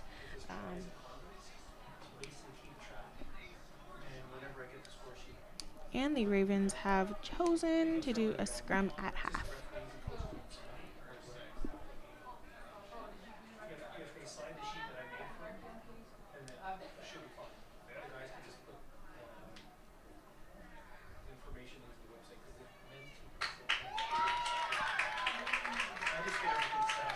And Anna Norman is back in the game after her short stint in the sin bin for that yellow card.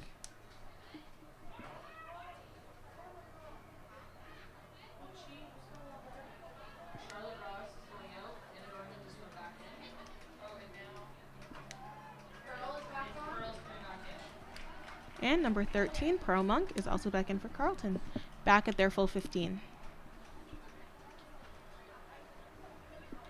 For some people that may have been confusing, but because they did have a man down in the front row, they did have to sub in a player to play in the front row for their scrums, and therefore they had to take out someone in their back line.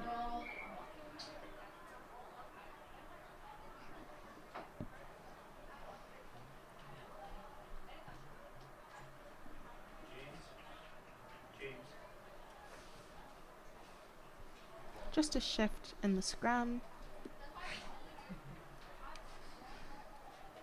Looks like the ref was trying to make a mark with his shoe, but because of the black turf, you can't really see it, so they've opted to shift a little further down, so they're able to see it on just the beak of the Raven. I always love it when there's a scrum down at exactly center field in the middle of the paint. It is very satisfying. And the ball is out, carried by Jaden Spence with big stiff arms.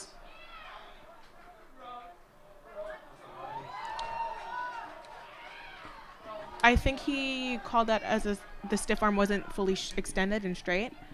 And therefore it will be a penalty.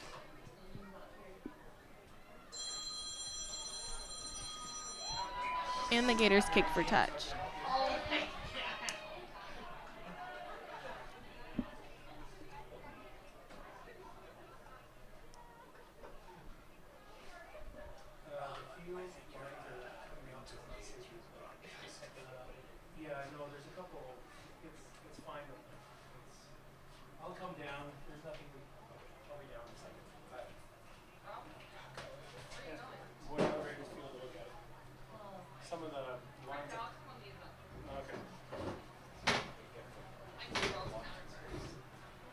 And this is a line out for the Gators.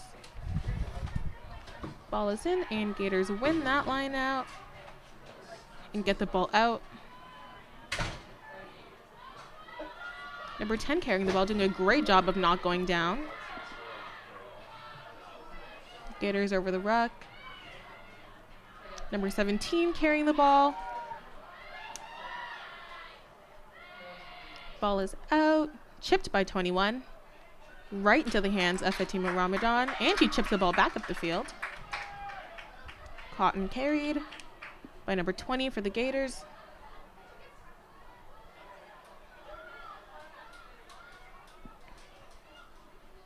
And the ball is out and making its way down the field towards the wing. Ravens have done a great job of shifting coverage there to make sure that wing is covered.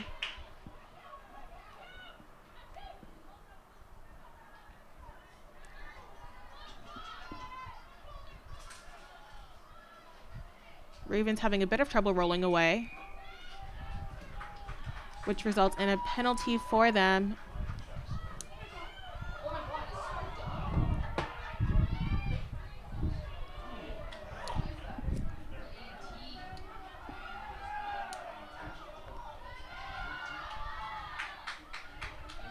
Gators still carrying the ball.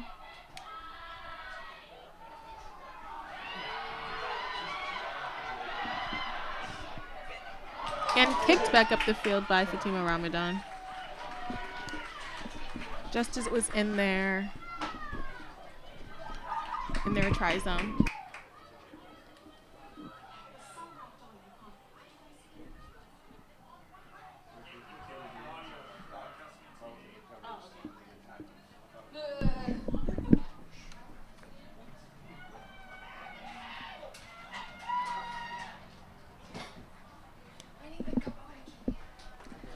Now, what was really impressive that I found was Fatima Ramadan was the one to kick it just a few plays back, but then she ran all the way up and was about to be one of the first people to tackle, so really putting on that pressure.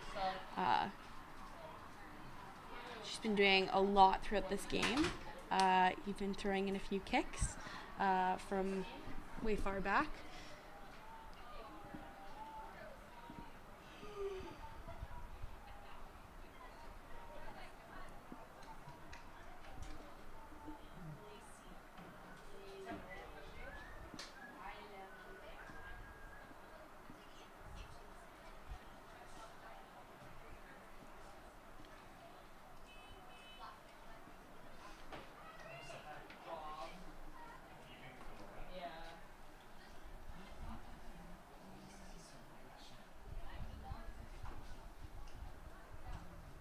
Looks like there's a bit of discussion going on between the refs.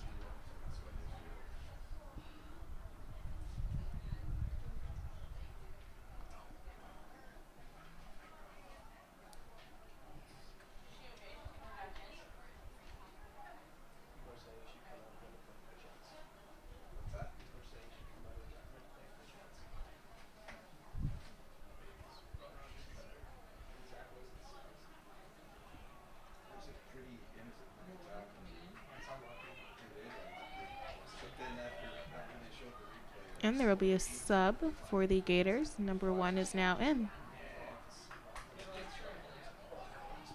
I'm unsure, but I wonder if they were kind of trying to figure it out because number 17 did go off, but it does look like maybe they have used all of their reserve players. And so they had to opt for one of the other players that has already subbed off to be subbed back on.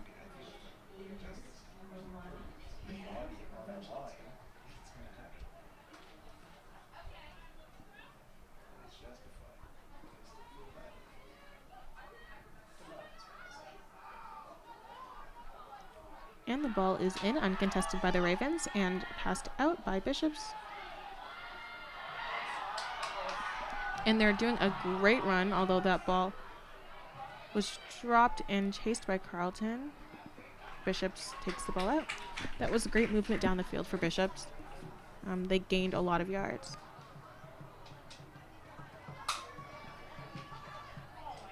And it seems as though the Ravens are hoping to substitute in a few new players as the Gators address a injury on the field. So number 20, Essa Hobbs has made her way in. Number 25, Jana Maynard has made her way in. Number 16, Grace Rowe has made her way in. And number 23, Megan Mita has made her way in.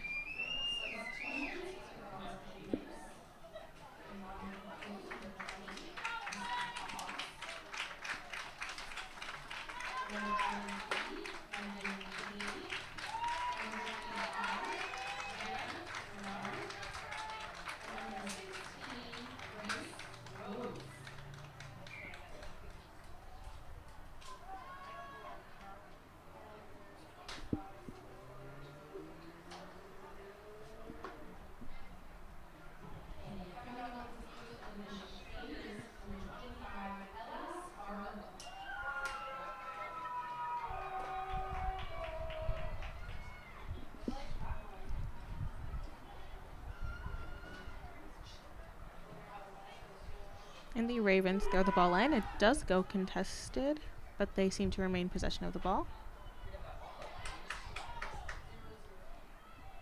Ravens clear the ruck with a bit of a missed pass there.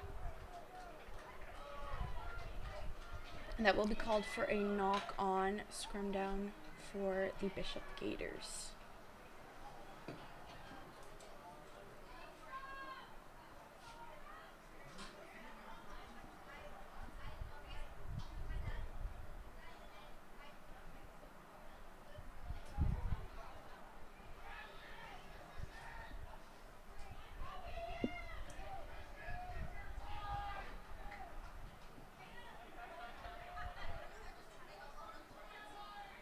And that scrum seemed to have collapsed,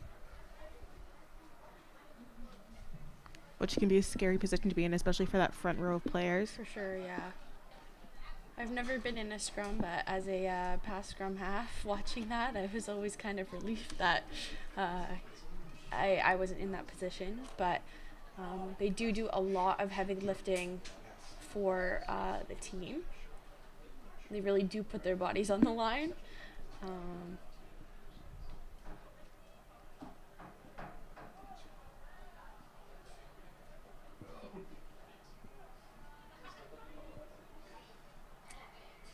And it seemed to have collapsed yet again.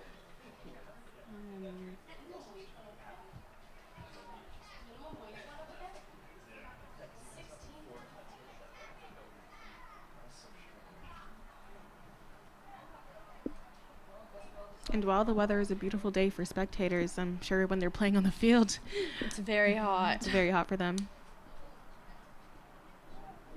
So hopefully they get it to work out this third time. They don't have to keep rebinding and resetting.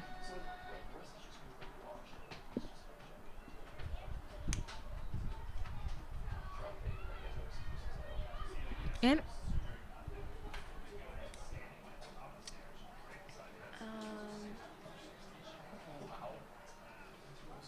I'm not quite sure what that call was. Looks like they are resetting for a fourth time. I think sometimes it happens, just probably understanding this because it did go back to Raven scrum half. I think the ball was probably placed in the channel and then popped back out of the channel, and so there wasn't really any movement to be won. Ravens are contesting that ruck strong with collapse on Bishop's side. And so the Ravens have now received possession of the ball, and Bishop's has to go back 10. Now, this was an issue for the Ravens last game against the GGs. The GGs front row seemed to have some issues, and a lot of the penalties awarded to them were due to that. Yeah, and that looked to be an attempted kick for touch, but the Gators did catch it inbounds, and they have remained possession of the ball so far.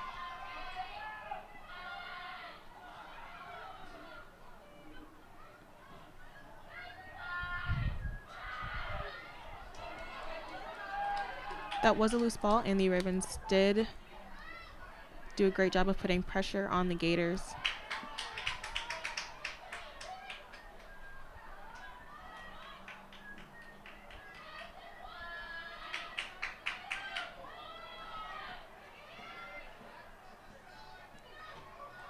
And the Gators chip it up the field just a little bit, straight into the arms of Heidi Kisuka. And the Ravens have to go back 10. I believe that was called for a potential offside.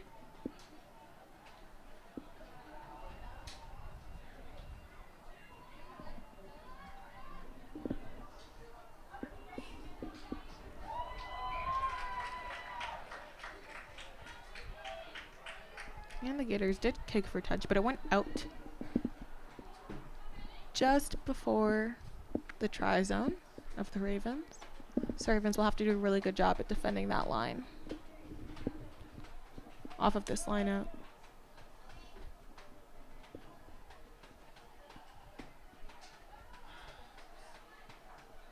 The Gators have been doing well so far within their lineouts. They seem to be really swift. So as you said, yeah, they will need to defend heavily. And that lineout went uncontested by the Ravens, but they did a good job of stopping that ball in its tracks. Bishops is bringing the ball up and did a great job of moving it down and up the field.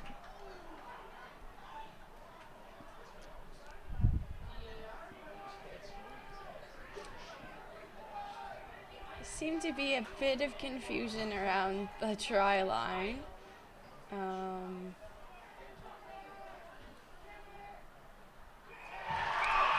And that's a try for Bishops.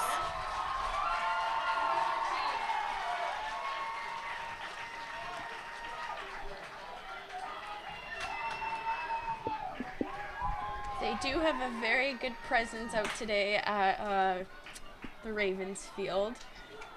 So that try scored was celebrated quite heavily here.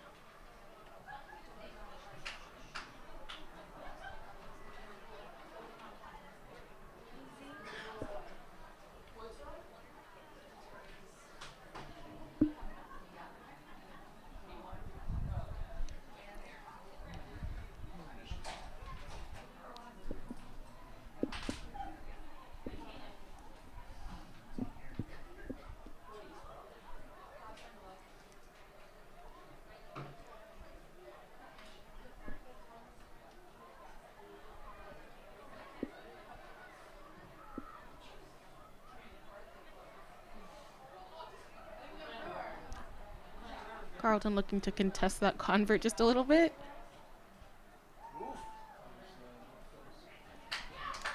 And it was off just by a little bit.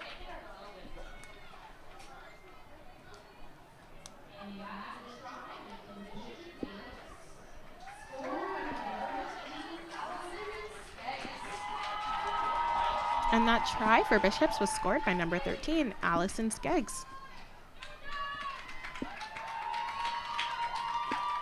Allison Skeggs did score against Concordia in one of their last games.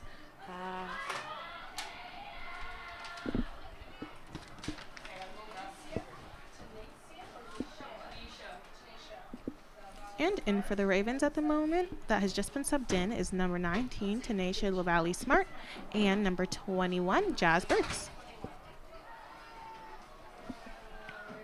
Ball has just been chipped up the field by Bishops and is caught by Fatima Ramadan, who's running the ball up the field with some couple stiff arms, attacking gaps.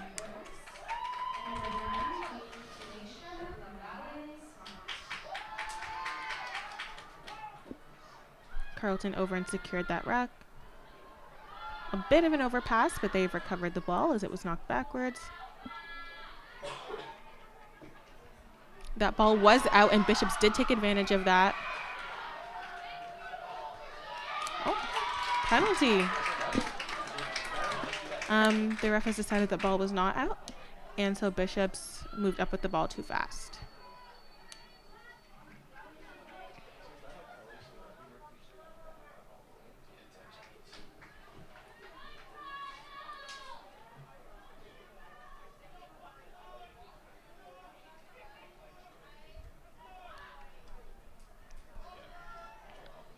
And that ball is being carried great into contact by the Ravens.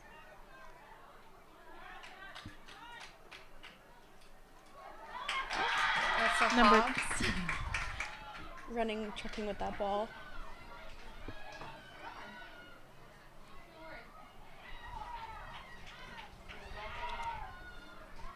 Bishop's getting possession of that ball. Over the ruck. And that ball is out. Brought down by the Ravens. The ball was tossed high and over, but Bishop was able to catch it and bring it into contact.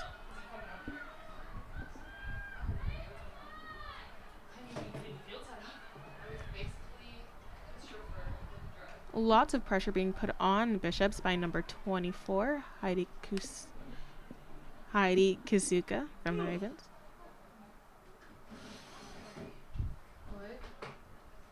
Ball chipped up the field by Bishops. Picked up by Fatima Ramadan, running it up the field. Not going down in contact. Tipping it off to Ravens number 16. Ravens are great ruck effort by Fatima Ramadan as well after that huge run. Madison Cunha taking the ball into contact.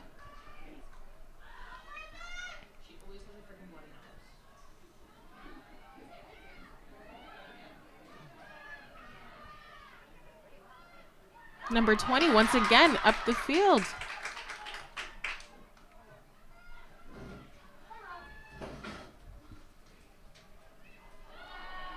A bit of an overpass there, but recovered by number 24 for the Ravens.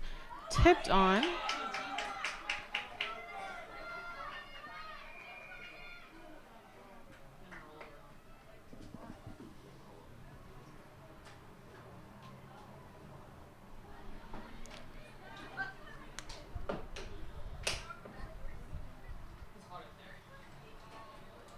The ref seems to be calling for the captain.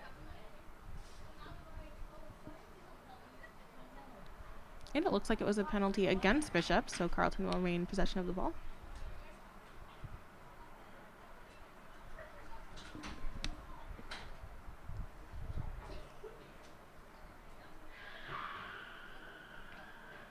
And Carleton has kicked for touch.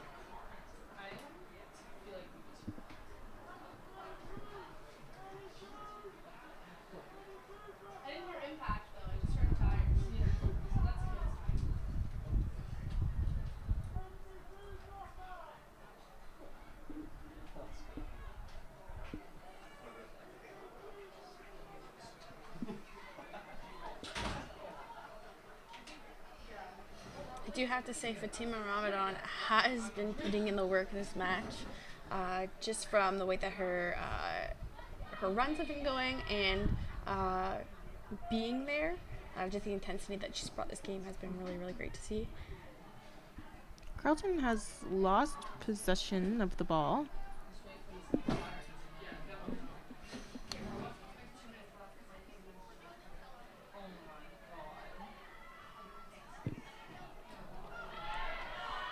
And it is retrieved by Bishops after a missed catch by Carleton, and she is brought down. Bishops secured that ruck and brought that ball into contact through an A-gap. Bishops working it down their line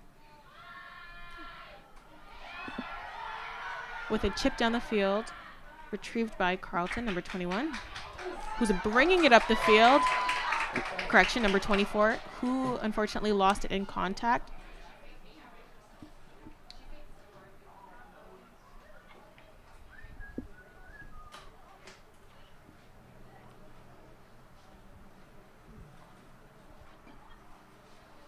is being called a scrum down for Bishops after a knock-on for both teams.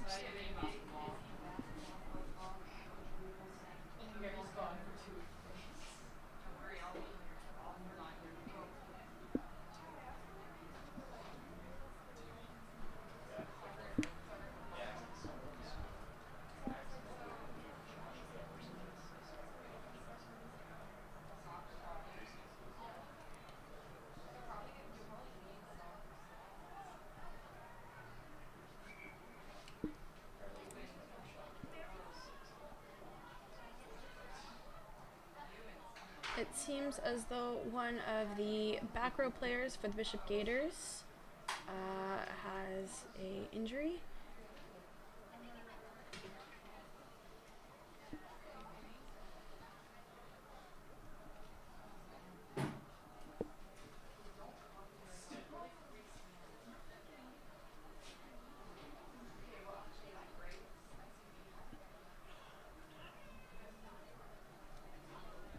There are roughly 3 minutes left in the game.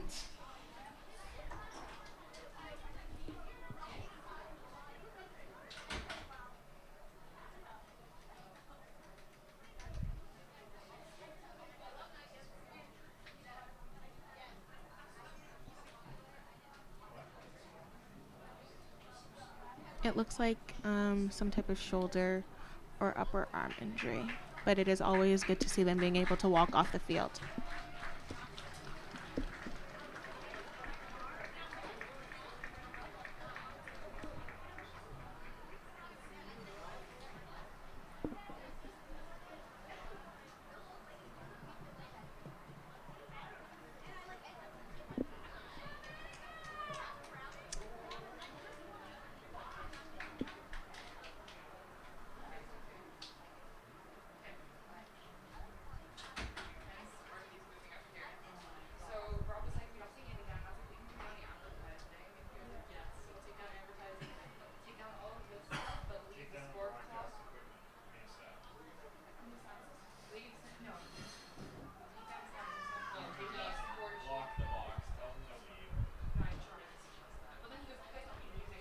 And the ball is in. Carleton doing a great job of contesting that scrum, and the ball is out.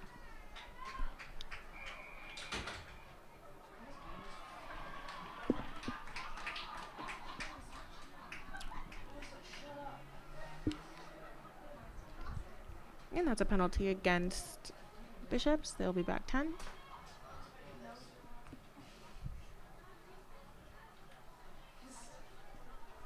Carleton attempts to kick for touch, but it is caught by Bishops just on the line. And they kick it back down the field, and that goes out.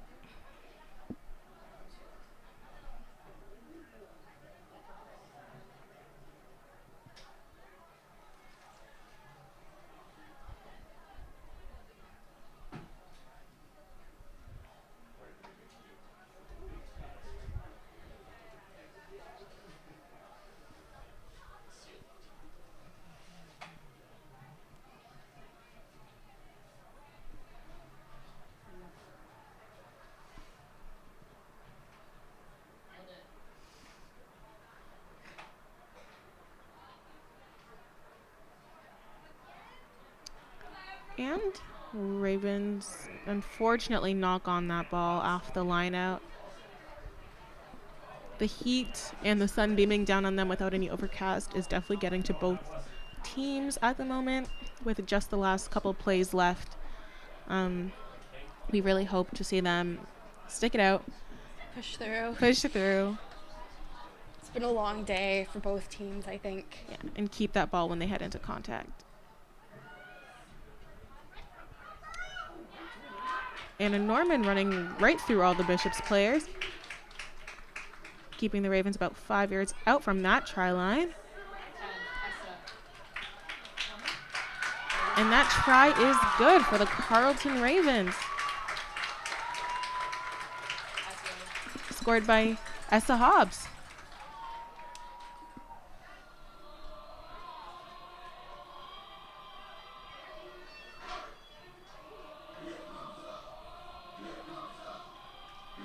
That's really great. They seem to be struggling just in those last few minutes, but we're able to pull it out. As you said, pushing through, trying to finish off this game on a high note.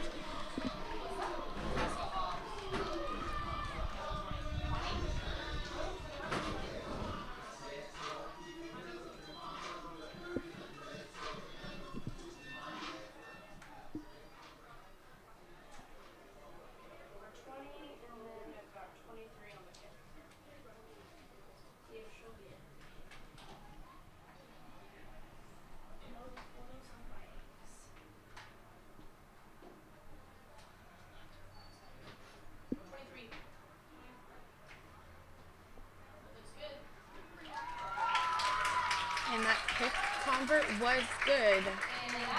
Kick by number 23, Megan Mead. Scored by number 20, Essa Hobbs. Convert made by number 23, Megan Mead.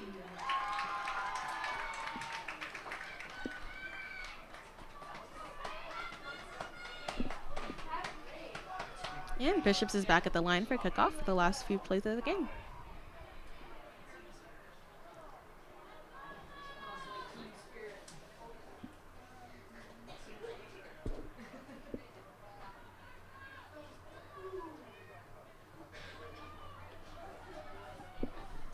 Bishops with a deep kick. And Ravens into contact. Bishops are really fighting over that ruck. And Bishops got called for not rolling away, so that is a penalty against them.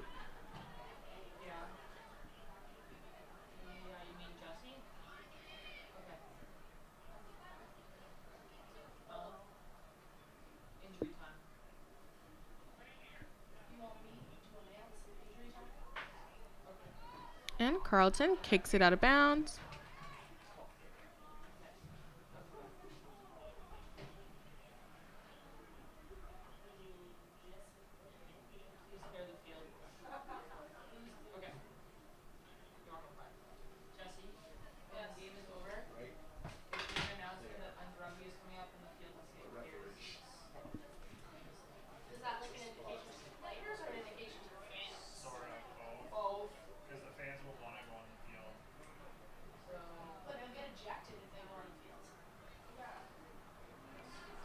And Ravens win that line out, sending the ball down the field, being carried currently by Adiola King, straight into contact with a great stiff arm before she was brought down by Bishops.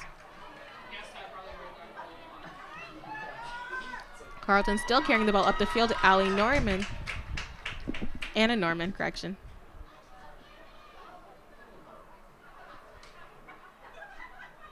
Essa Hobbs fighting for that.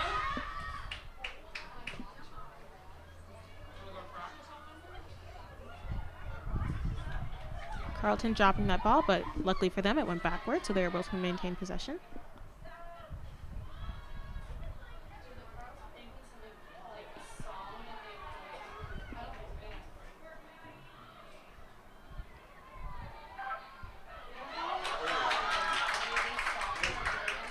Carleton able to keep that ball in play.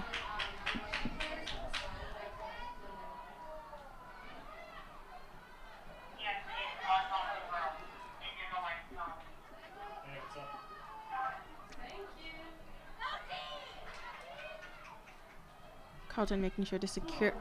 Ooh, and the ball is unfortunately knocked on by number 18, Adiola King.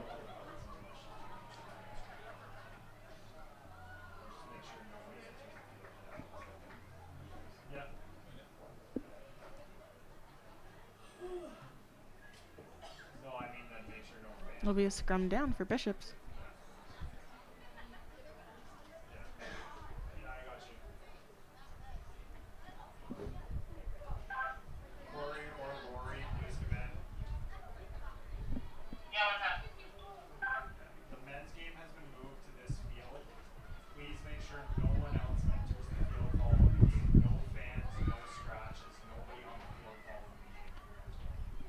And Carleton did win that scrum.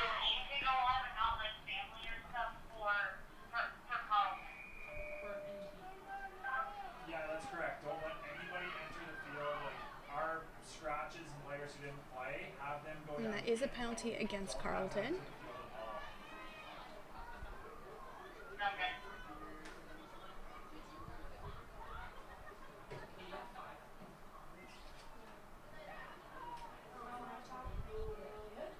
And it looks like Bishops kicks it out of bounds.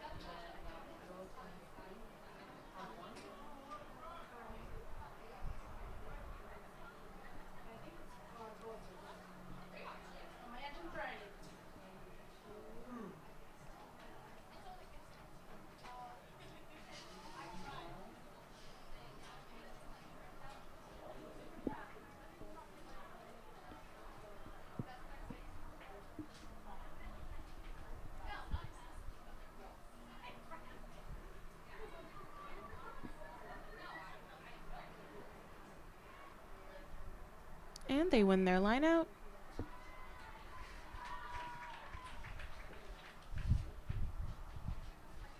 But a whistle did blow.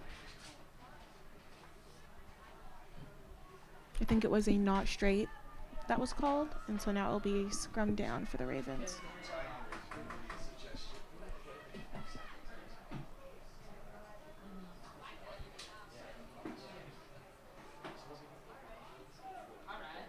This is our last little push.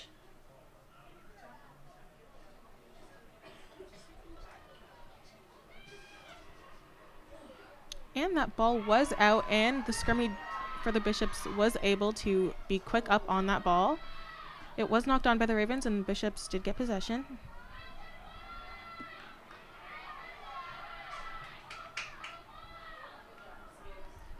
Bishops taking that ball on the wing for a 2v1 situation. Ravens, Anna Norman with a great shift, taking their play out of bounds to end the game. And that is the end of the game against the Carleton Ravens and the Bishops Gaiters, with the final score being 47 Ravens, 5 Bishops. Thank you for tuning in for all the OUA and RSEQ fans, and we'll see you next time. Thank you. Bye.